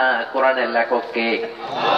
আমরা কোরআনের লেখকের কণ্ঠে আজকে জান্নাতে একটু কোরআন তেলাওয়াত শুনতে চাই। আল্লাহ বলবেন, বসো বসো, ওয়ালাকুম মা তাশতাহি আনফুসুকুম ওয়ালাকুম মা তাদউন নুজুলাম মিন গফুরির রহিম। জান্নাতে আসার পর জান্নাতীরা যা চাইবে তা দিতে আমি বাধ্য, আমি দেবই। তুমি যখন চেয়ে বসেছো, আমার তো কিছু বলার নাই, বসে যাও। আমার নিজের নাম রহমান, আমি আজকে সূরা আর রহমান তোমাদের সামনে তেলাওয়াত করে শোনাবো। চিল্লায়ে বলেন আল্লাহু আকবার। এজন্য ছেলে মেয়েদেরকে কোরআন শেখানোর দরকার আছে না নেই? আমার বাংলার ছেলে মেয়েগুলোরে নাজমুস সাকিবের মতো এরকম হাফেজ বানানোর দরকার আছে না নাই? এই দেশে আমার তামাল ছেলেরা, ক্রিকেটাররা যখন গোটা বিশ্ব কাঁপিয়ে বিজয় ছিনিয়ে আনে, আমার দেশের মাননীয় প্রধানমন্ত্রী এয়ারপোর্টে চলে যায়, ক্রিকেটারদেরকে সম্মান দেওয়ার জন্য রেড কার্পেট রিসেপশন দেয়, লাল গালিচার সংবর্ধনা দেয়, ঠিক কিনা? কোনো অসুবিধা নাই, দেন।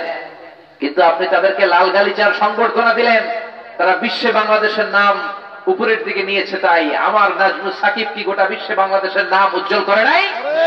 আপনি ওদেরকে লাল কার্পেট, লাল গালিচা সংবর্ধনা দিয়েছেন, নাজমুস সাকিবকে তো একটা লাল গোলাপও হাতে দিতে পারতেন, আর বলতে পারতেন, সাবাস নাজমুস সাকিব, তোমার মতো নাজমুস সাকিব আমাদের আরো দরকার। চিল্লায়ে বলেন ঠিক না? যে দেশে বিশ্ববিজয়ী হাফেজে কোরআনদেরকে সম্মান দেয়া হয় না, সে দেশে বিশ্ববিজয়ী হাফেজ জন্মায় না। যে দেশে বিশ্ববরেণ্য মুফাসসিরে কোরআনকে সম্মান দেয়া হয় না, সে দেশে আর বিশ্ববরেণ্য মুফাসসির জন্মায় না। বলেন ঠিক না? যে দেশে আলেমদেরকে সম্মান দেয়া হয় না, ওই দেশে আলেম জন্মায় না। ওই দেশে জন্মায় গডফাদার, ডন, পিচ্চি হান্নান, কালা জাহাঙ্গীর, লতিফ সিদ্দিকীর মতো আউলা জাউলা মন্ত্রী। চিল্লায়ে বলেন ঠিক না? এজন্য আপনি যদি দুনিয়ায় বাঁচতে চান, আখিরাতে বাঁচতে চান, সমাজ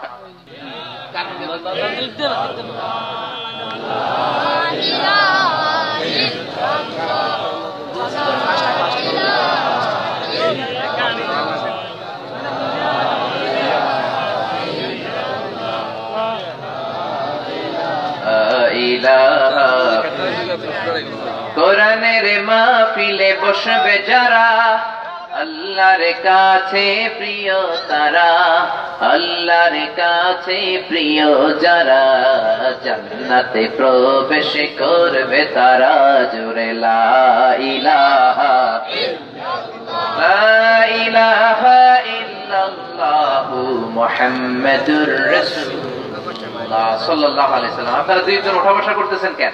আলোচনা শেষ করে দিব? আমি মুনাজাত দিব। হ্যাঁ,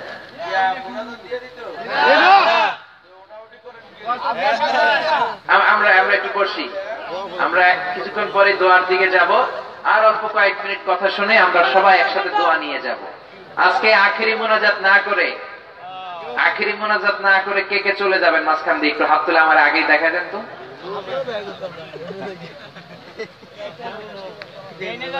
কেউ যাবেন না?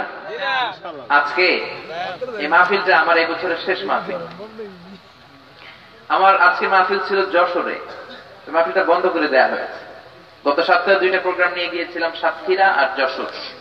সাতক্ষীরার মাহফিল বন্ধ, নোয়াখালীতে এক মাহফিল বন্ধ।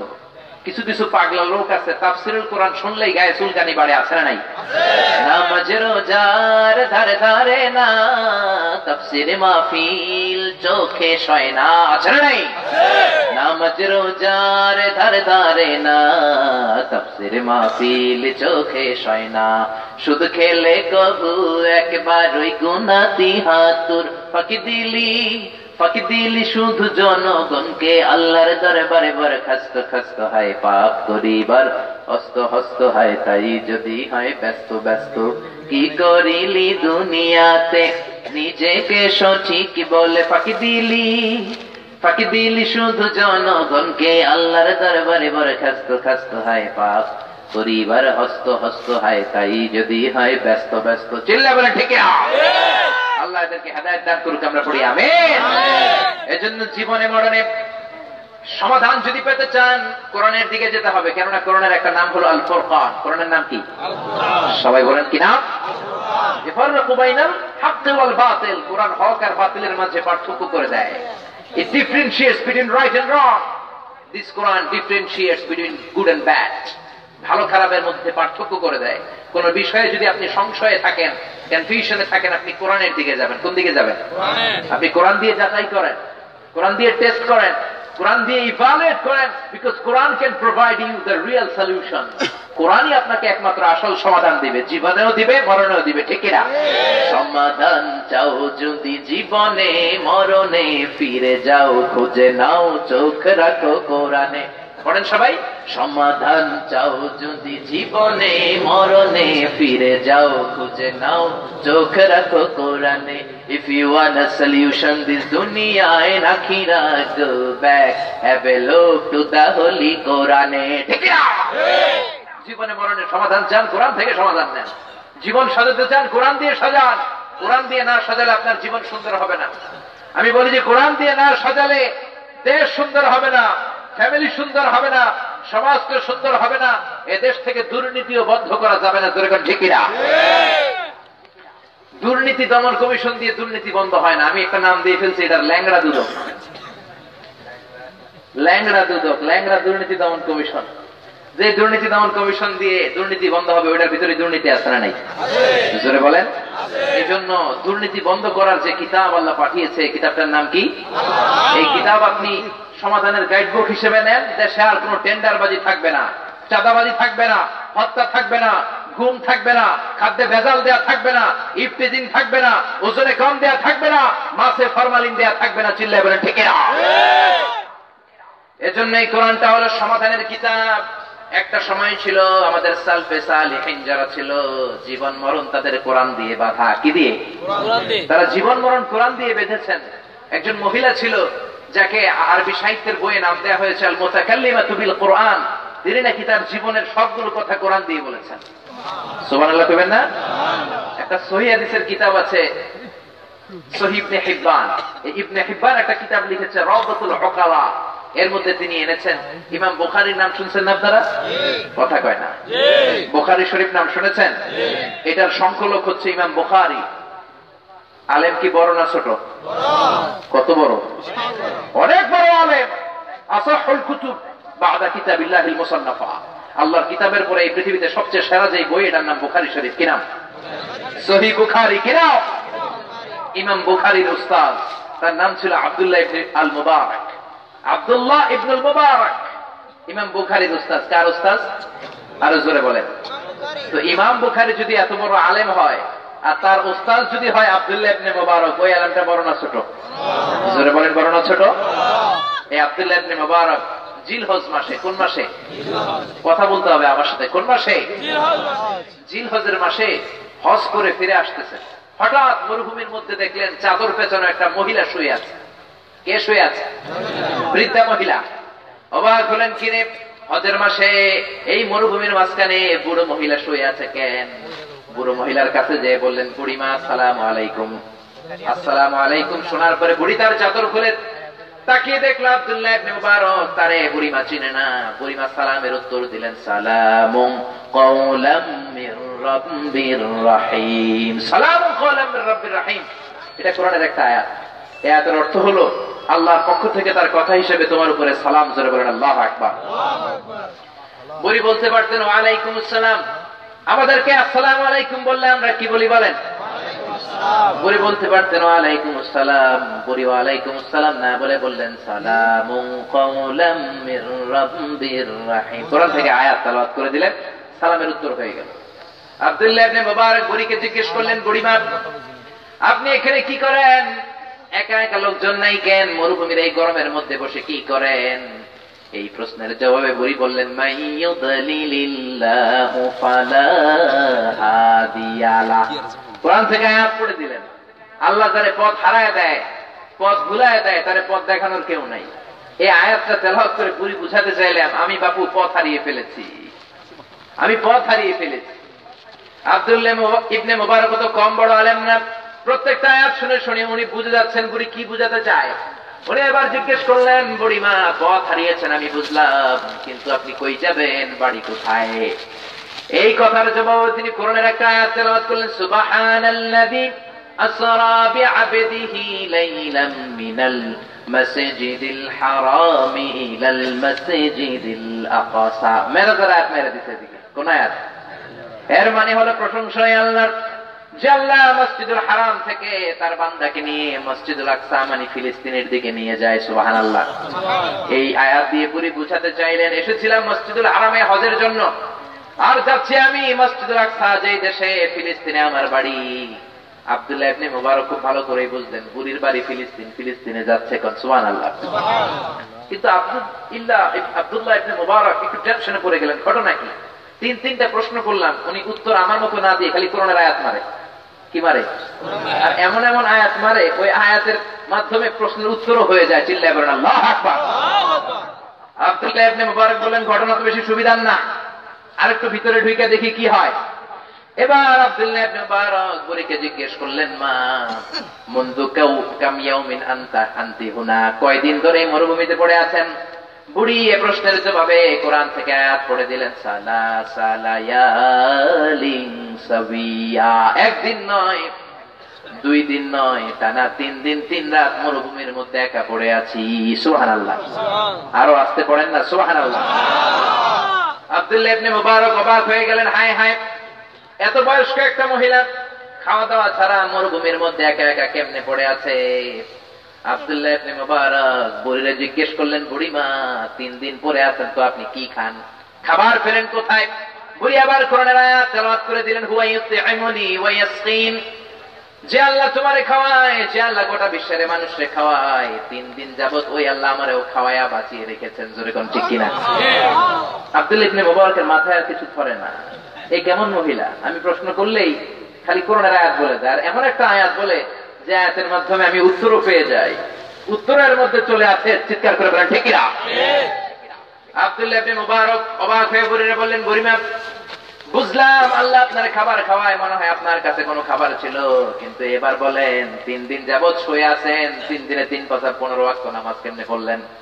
এখানে তো পানি নাই। বুড়ি বললেন, ফাইনলাম তাজিদু মাআন ফাতায়াম্মামু সাঈদান তাইয়্যিবা। আল্লাহু আকবার। বুড়ি কোরআন থেকে তায়াম্মুমের আয়াত পড়ে দিলেন। তার মানে আব্দুল্লাহ ইবনে মুবারককে বলতে চাইলেন, চেহারার মধ্যে দাঁড়িয়ে আছে, দেখতে মনে হয় মাওলানা। পানি না থাকলে তায়াম্মুম করে যে ওযু করা যায় এটা বুঝি জানো না? সুবহানাল্লাহ কইবেন না? আব্দুল্লাহ ইবনে মুবারক লজ্জায় পড়ে গেলেন। শুনুন নাকি কেমন নারী, কোন দিক দিয়ে আটকানো যায় না। আব্দুল্লাহ ইবনে মুবারক বললেন, আজকে আমি আটকায় ছাড়ুম। আমি ইমাম বুখারীর উস্তাদ, আমার চাইতে বড় আলেম এলাকায় কম আছে, দেখি কতক্ষণ পর্যন্ত কোরআনের আয়াত মারতে পারে। এক সময় না এক সময় তো থামবে। সুবহানাল্লাহ বলবেন না? এবার আব্দুল্লাহ ইবনে মুবারক বললেন, আমার কাছে কিছু খাবার আছে, খান। আমার কাছে রুটি আছে, খেজুর আছে, বুড়িমা খেজুর খান। খেজুর খান বলার পরে বুড়ি আবার কোরআন থেকে আয়াত তেলাওয়াত করলেন, সুম্মা আতিম্মুস সিয়ামা ইলাল লাইল। এর অর্থ হলো আল্লাহ বললেন, যদি রোজা রাখো রোজাটা দুপুর বেলায় ভেঙে দিও না, রাত্রি পর্যন্ত, মাগরিবের আযান পর্যন্ত রোজাটাকে পূর্ণ করবা। সুবহানাল্লাহ। তার মানে বুঝাতে চাইলেন আমি খাবো না, কারণ রোজাদার। কারণ কি? এবার আব্দুল্লাহ ইবনে মুবারক বললেন, বুড়িমা এটা তো জিলহজ মাস। কোন মাস? কথা কয় না। হজ হয় কোন মাসে? হজ করেন কোন মাসে? এটা তো রমজান মাস না। লাইসা হাযা শাহরু রমাদান, হাযা শাহরু যুলহিজ্জাহ। এটা জিলহজ মাস। জিলহজের মাসে আবার কিসের রোজা? বুড়ি এই প্রশ্নের জবাবে আয়াত তেলাওয়াত করলেন, ওয়ামান ফামান তাতাওয়া বিখাইরিন ফাইন্নাল্লাহা শাকিরুন আলীম। এর মানে হলো ফরজ রোজা ছাড়া নফল রোজা থেকে তোমরা যদি কিছু রাখো, ওই রোজাগুলোর পরিপূর্ণ প্রতিদান দিয়ে দান করবেন কে? আল্লাহ। ফরজ রমজানের রোজা ছাড়া গোটা বছর ব্যাপী সোমবারে, বৃহস্পতিবারে, আরো নানা সময় আশুরার রোজা, আরো কিছু নফল রোজা, জিলহজ মাসের নফল রোজা আছে না নাই? এটা দিয়ে বলে বুঝাতে চাইলেন, রমজান নয় তো কি হয়েছে, ফরজ রোজা তো রাখি নাই, আমি রেখেছি নফল রোজা। কি রোজা? আব্দুল্লাহ ইবনে মুবারকের আর হুঁশ নাই। ঘটনা কি? এটা কি মহিলা? এবার উনি হাম্বলি মাযহাবের ইমাম ছিলেন, মাসালা খাটাইলেন। উনি বললেন, বুড়িমা নফল রোজা তো ভাঙা জায়েজ আছে, আমাদের হানাফি মাযহাবে জায়েজ নাই। হানাফি মাযহাবে নফল রোজা রাখলেও নিয়ম হচ্ছে এটাকে পরিপূর্ণ করবেন, কিন্তু বাকি তিন মাযহাবের নিয়ম হচ্ছে আস-সাইমুল মুতাতাওবিউ আমিরুন আলা নাফসি। বুখারীর বর্ণনা, নফল রোজা দানকারী সে নিজেই আমির, চাইলে পুরো রোজা রাখতেও পারবে, ক্ষুধা লাগলে ভেঙেও ফেলতে পারবে। জোরে করে আল্লাহু আকবার। উনি বললেন, বুড়িমা নফল রোজা তো সফরে ভাঙা যায়, একটু খেজুর খান, ভাঙলে সমস্যা কি? বুড়ি কোরআন থেকে আয়াত তেলাওয়াত করলেন, ওয়া আনতাসুমু খায়রুল লাকুম ইন কুনতুম তা'লামুন। এর মানে হলো নফল রোজা ভাঙা যায়, কিন্তু রোজা যদি তোমরা পূর্ণ করো এটা তোমাদের জন্যই ভালো, কারণ রোজা রাখলে সওয়াব আছে না নাই? আছে। আব্দুল্লাহ ইবনে মুবারকের খবর আছে, এই মহিলারে এমনি আটকানো যাবে না। এই মহিলা অনেক জ্ঞানী মহিলা। এই মহিলার যদি এইখানে ফালাই আমি চলে যাই, কিয়ামতের দিন আল্লাহ আমার মাফ করবে। আব্দুল্লাহ ইবনে মুবারক বলেন, বুড়িমা আপনি আমার ওটের উপরে চড়েন, ফিলিস্তিন হোক, দুনিয়ার যেই মাথায় হোক, আপনার ঘরে আমি নিজেই পৌঁছাইয়া দিয়া দেব, নিজে দিয়ে আপনার পৌঁছাই দিয়ে আসবো। উনি ওটটা বসায় দিলেন। বুড়ি এবার ওটের উপরে বসতে আরম্ভ করলেন। বুড়ি যখন ওটের উপরে ওঠে, আব্দুল্লাহ ইবনে মুবারক বড় বড় চোখ করে বুড়ির দিকে তাকায় আছে। বুড়ি কোরআন থেকে আয়াত তেলাওয়াত করলেন, কুল লিল মুমিনিনা ইয়াগুদ্দু মিন আবসারিহিম। এর মানে হলো, নবী আপনি মুমিনদেরকে বলেন তারা যেন চোখ নামায়, মহিলা চলাফেরা করলে যেন বড় বড় চোখ করে তাকায় না থাকে। এর দিয়ে বুড়ি আরেক ধমকি দিলেন, বুঝাতে চাইলেন, আমি কি তোমার শাশুড়ি লাগি নাকি মিয়া? আমারে তুমি উঠে চড়ায় বাড়িতে দিয়ে আসবে ভালো কথা, আমি তো বেগানা নারী, আমার দিকে বড় বড় চোখ করে তাকাও কেন? চোখ নাও। সুবহানাল্লাহ বলবেন না? এবার আব্দুল্লাহ ইবনে মুবারক লজ্জা পেলেন, তাই তো এখন দেখি এই বেড়ি আমারে শিখায়। সুবহানাল্লাহ বলবেন না? উনি চোখ নামালেন, বুড়ি ওটের উপরে চললেন। ওটের উপরে বসে বুড়ি পড়তে আরম্ভ করলেন, সুবহানাল্লাযী সাখখারা লানা হাযা ওয়া মা কুন্না লাহু মুকরিনিন ওয়া ইন্না ইলা রাব্বিনা লামুনকালিবুন। সফরে গেলে আপনি কোন দোয়া পড়বেন? কোরআনের আয়াতের মধ্যে আছে না নাই? আছে। বুড়ি সফরের দোয়াটাও কোরআনের আয়াত থেকে মেরে দিলেন। সুবহানাল্লাহ পড়েন। এবার আব্দুল্লাহ ইবনে মুবারক বুড়িরে পিঠের উপরে উঠাইয়া বুড়িরে দেখানোর জন্য জোরে জোরে ওট চালাতে লাগলো। ওটার রশি ধরে টান দেয়, ওট লাফিয়ে লাফিয়ে সামনের দিকে চলে। বুড়িমা কিচ্ছু কয় না, খালি কোরআন পড়ে। কি পড়ে? বুড়ি পেছন থেকে বললেন, ওয়াকসিদ ফি মাশিকা ওয়াগদুদ মিন সাউতিকা ইন্না আনকারাল আসওয়াতি লাসাউতুল হামির। এর অর্থ হচ্ছে ওয়াকসিদ ফি মাশিক, হাঁটার সময় একটু ভদ্রভাবে হাঁটো, চলার সময় একটু ভদ্র হয়ে হাঁটো, তো লাফালাফি করে হেঁটো না। সুবহানাল্লাহ কইবেন না? আবার লজ্জা পেলেন, এবার আস্তে আস্তে হাঁটে, এবার আস্তে আস্তে ওঠে, রশি ধরে টান দেয়, ওঠো আস্তে আস্তে সামনের দিকে যায়।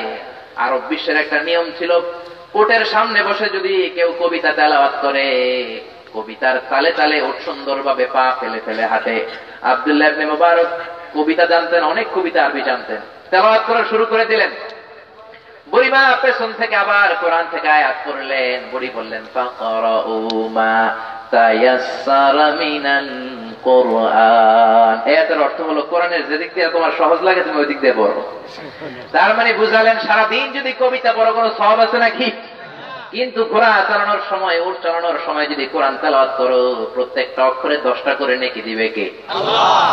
আবার লজ্জায় পড়ে এবার তিনি কোরআন তেলাওয়াত শুরু করলেন। এবার মনে মনে প্রশ্ন খোঁজে, এমন কি প্রশ্ন করা যায় যেটার উত্তর বুড়ি কোরআন দিয়ে দিতে পারে না। আগাতে লাগলেন। পথিমধ্যে আব্দুল্লাহ ইবনে মুবারক বুড়িরে জিজ্ঞেস করলেন, ও বুড়িমা, আপনি যেই কাফেলার সাথে ছিলেন, এই কাফেলায় আপনার কেউ আছে নাকি, নাকি হজ করার জন্য আপনি একাই এসেছেন? বুড়ি কোরআন থেকে বললেন, আল মালু ওয়াল বানুনা জিনাতুল হায়াতিদ দুনিয়া। এর অর্থ হলো, সন্তান আর সম্পদ এগুলো দুনিয়ার সৌন্দর্যের অংশ।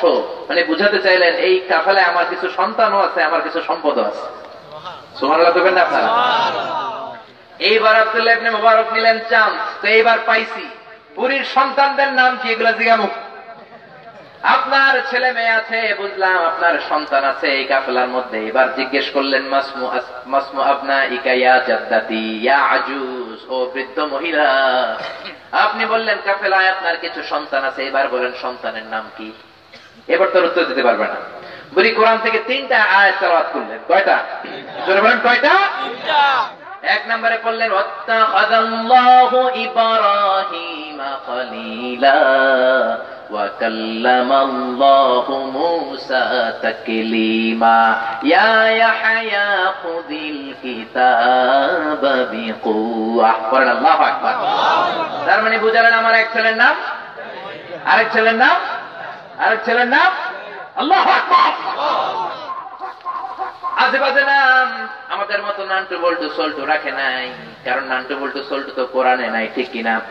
মুসলমানের সন্তানদের আজ একই আমল নামারে দাও না জবাব তোমরা আমারে, ও তোমরা দাও দাও দাও না জবাব তোমরা আমারে।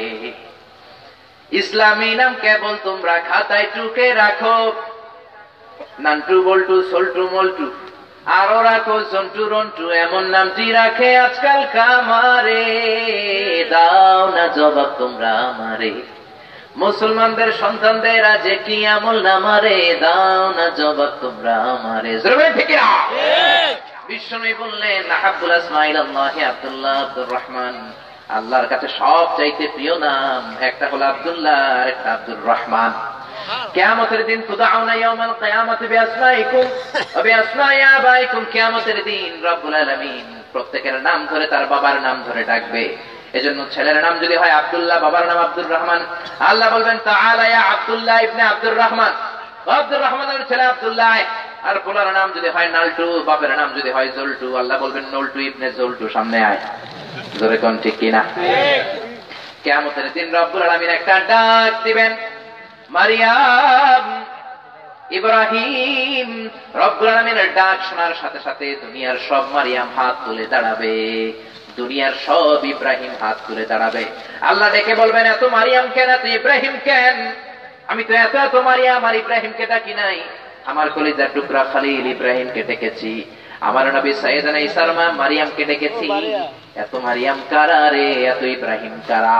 ফেরেশতারা বলবেন, মাবুদ, দুনিয়ার অনেক মা বাবা তাদের মেয়ের নাম মারিয়ামের সাথে মিলিয়ে মারিয়াম রেখেছে, ছেলের নাম আপনার খলিল ইব্রাহিমের সাথে মিলিয়ে ইব্রাহিম রেখেছে। আপনি যখন সাইয়েদনা ইব্রাহিম আর মারিয়ামকে ডাক দিয়েছেন, কিয়ামতের ময়দানের সব মারিয়াম আর ইব্রাহিম মনে করেছে আপনি তাদেরকে ডাক দিয়েছেন, হাত তুলে দাঁড়িয়েছে। সুবহানাল্লাহ কইবেন না? আল্লাহ খুশি হয়ে যাবেন, রব্বুল আলামিনের ভালো লেগে যাবে, বলবেন যা যা ঘোষণা দিয়ে দিলাম, যেই মা বাবা ছেলে মেয়েদের নাম মারিয়ামের সাথে মিলিয়ে মেয়ের নাম মারিয়াম রাখলো, ইব্রাহিমের সাথে মিলিয়ে ইব্রাহিম রাখলো। আমার খালিল ইব্রাহিম যখন জান্নাতে ঢুকে যায়, আমার মারিয়াম যখন জান্নাতে ঢুকে যায়, দুনিয়ার সব মারিয়াম আর ইব্রাহিম যেন তাদের পিছনে পিছনে লাইন ধরে জান্নাতে ঢুকে যায়। বুড়ি কোরআনের 3টা আয়াত তেলাওয়াত করে বুঝালেন, আমার প্রথম ছেলের নাম ইব্রাহিম, দ্বিতীয় ছেলের নাম মুসা, তৃতীয় ছেলের নাম ইয়াহইয়া। সুবহানাল্লাহ কইবেন না? আব্দুল্লাহ ইবনে মুবারককে এবার কানে ধরলাম, আর কোনো প্রশ্ন করব না, কারণ হারানো যাবে। এবার তিনি চলতে লাগলেন, চলতে চলতে কয়েকদিন কয়েক রাত চলার পরে ফিলিস্তিনে ওনার বাড়িতে চলে আসলেন। বাড়িতে চলে এসে চিৎকার দিলেন, ইয়া ইব্রাহিম, ও ইব্রাহিম, তোমার মার নিয়ে আসছি, ঘরের বাইরে বের হয়ে আসো। ও মুসা, ইয়াহইয়া, 3 ছেলে বের হয়ে আসলো। আব্দুল্লাহ ইবনে মুবারককে সাথে কোলাকুলি করে মুসাফা করে শুকরিয়া জ্ঞাপন করতে লাগলো। আমাদের মাকে আমরা হারিয়ে ফেলেছিলাম, আমরা কাফেলা থেকে চলে এসেছি, আমরা ভেবেছি অন্য কোন কাফেলার সাথে আসবে, আসে নাই, আপনি নিয়ে এসেছেন, আপনার দরবারে শুকরিয়া। এবার আব্দুল্লাহ ইবনে মুবারক ওঠ থেকে বুড়িমাকে নামালেন, ছেলেদের সামনে দাঁড়িয়ে ছেলেদেরকে কোনো কথা না বলে ছেলেদের সামনে কোরআনের একটা আয়াত তেলাওয়াত করলেন, ফাবা'আতু আহাদাকুম বিওয়ালিকিকুম হাযিহি ইলাল মাদিনাতি ফাল। আমার ছেলেদের সামনে দাঁড়িয়ে তিনি পড়তে আরম্ভ করলেন। যে আয়াতটা তিনি বললেন সূরা কাহফ থেকে বললেন, আয়াতের মানে হলো এই যে আমার কাছে কিছু রূপা আছে, টাকা আছে, টাকা নিয়ে তোমরা বাজারে যাও, ফালিয়াতিকুম বিরিজকিম মিনহু, তোমরা টাকা নিয়ে বাজারে যাও, ভালো কোনো রিজিক কিনে নিয়ে আসো, ফল কিনে নিয়ে আসো, খাবার কিনে নিয়ে আসো, খাবার দিয়ে আমি এই লোকটারে মেহমানদারি করবো। কোন সুবহানাল্লাহ। সূরা কাহফের এই তেলাওয়াত শুনে ছেলেরাও এমন আলেম, ছেলেরাও বুঝে গেছে ফালিয়াতিকুম বিরিজকিম মিন, ওর খাবার নিয়ে আসতে বলছে মা। বাজারে যে আঙ্গুর নিয়ে এসেছে, রুটির দোকান থেকে খুবস নিয়ে এসেছে, বড় বড় রুটি নিয়ে এসেছে, চিপনা নিয়ে এসেছে, পনির নিয়ে এসেছে। এবার মায়ের কাছে দেওয়ার পরে মা তার বৃদ্ধ মহিলাটার চেহারাটা ঢেকে বিরাট বড় প্লেটের মধ্যে খাবার সাজিয়ে আব্দুল্লাহ ইবনে মুবারকের সামনে রেখে বলতে আরম্ভ করলেন, কুলু ওয়াশরাবু হানিআম বিমা আসলাফতুম ফিল আইয়ামিল খালিয়া। আবার কোরআনের আয়াত, আব্দুল্লাহ ইবনে মুবারক পাগল হয়ে যাওয়ার কায়দা। আবার কোরআনের আয়াত, এ আয়াত রব্বুল আলামিন জান্নাতীরা যখন জান্নাতে যাবে, জান্নাতীদেরকে খাবার দেওয়ার পরে আল্লাহ বলবেন, কুলু ওয়াশরাবু, খাও পান করো, বিমা আসলাফতুম ফিল আইয়ামিল খালিয়া, দুনিয়ার বুকে যে ভালো কাজগুলো করেছো তার প্রতিদান উপহার হিসেবে এখন খাও। এ আয়াতটা উনি তেলাওয়াত করলেন, মানে বুঝাতে চাইলেন এই যে 5 দিন 6 দিন আপনি আমার কষ্ট করে নিয়ে আসছেন, উপহার হিসেবে আমার পক্ষ থেকে এই খাবারটা গ্রহণ করেন। চিল্লায়া বলেন আল্লাহু আকবার। আব্দুল্লাহ ইবনে মুবারক চোখের পানি ছেড়ে দিলেন, বললেন, না না, হাযা তুআমু হারামান আলাইয়া, এই খাবারটা আমার উপর খাওয়া হারাম, যতক্ষণ না হাত্তা তুখবিরুনি আন উম্মিকা ইয়া ইব্রাহিম, ও ইব্রাহিম, ও মুসা, ও ইয়াহইয়া, এই মহিলাটাকে তোমার মায়ের ব্যাপারে বিস্তারিত ঘটনা যতক্ষণ না বলবা, আমি কোনো খাবার তোমাদের ঘরের খাবো না। এবার ইব্রাহিম বলে, আব্দুল্লাহ ইবনে মুবারক, হাদিহি উম্মুনা, এই মহিলাটা আমার মা, এই মহিলাটা আমার ভাই মুসার মা, আমাদের মা। আমরা জন্মের পর থেকে আজ পর্যন্ত কোনদিন কোরআনের আয়াত ছাড়া কোনো কথা আমার মার মুখ দিয়ে বলতে শুনি নাই। আমার বয়স 40, ইব্রাহিম বলে আমার বয়স 40, এই 40 বছরে জন্মের পর থেকে আমার মায়ের মুখ দিয়ে কোরআনের আয়াত ছাড়া অন্য কোনো কথা আমি বলতেই শুনি নাই। চিল্লায় বলেন সুবহানাল্লাহ। যখনই যে কাজের দরকার হয় ওই কাজের সাথে সামঞ্জস্য রেখে কোরআনের আয়াত তেলাওয়াত করে ফেলেন। জোরে কোন ঠিক কিনা? বাংলার জমিনেও যদি আপনি ছেলে মেয়েদেরকে এরকম কোরআন শিখাতেন, নারীদেরকে যদি কোরআন শিখাতেন, ইসলাম শিখাতেন, ছেলেদেরকে যদি হেফজখানায় পাঠাতেন, তাহলে তারাও এরকম কোরআন বলতে পারতো। জোরে কোন ঠিক কিনা? আপনার মেয়েগুলো টাস টাস করে হিন্দি সিনেমার ডায়ালগের বদলে কোরআন বলতো, আপনার ছেলে জি বাংলার বদলে কোরআনের আয়াত বলতো, আপনার বোন কিরণমালার ডায়ালগ রেখে দিয়ে কোরআনের আয়াত তেলাওয়াত করতো। চিল্লায় বলেন ঠিক কিনা? এখন আমরা কোরআন পড়াই না, এই জন্য আমাদের ঘরে ঘরে জন্মায় তসলিমা, নাসরিন আর ঐশী। ঠিক কিনা? যে ঐশী রামদা দিয়ে বাবা মারে কোপায়, যে তসলিমা নাসরিন আলেমদের বিরুদ্ধে কথা বলে, কোরআনের বিরুদ্ধে কথা বলে। চিল্লায় বলে ঠিক কিনা? এজন্য জি বাংলা বাদ দিতে হবে, স্টার জলসা বাদ দিতে হবে, কিরণমালা বাদ দিতে হবে। এগুলোই আমাদের পারিবারিক অশান্তির মূল কারণ। জোরে বলেন ঠিক কিনা? 12টা বাজাইল রে হিন্দি ফিল্মে, দেশটা রসাতলে গেল রে নানা কুকর্মে, এসব দেখা মরি আমরা ভীষণ লজ্জা শরমে। হিন্দি ফিল্মে দেশের 12টা বাজাইল রে হিন্দি ফিল্মে। ঠিক না?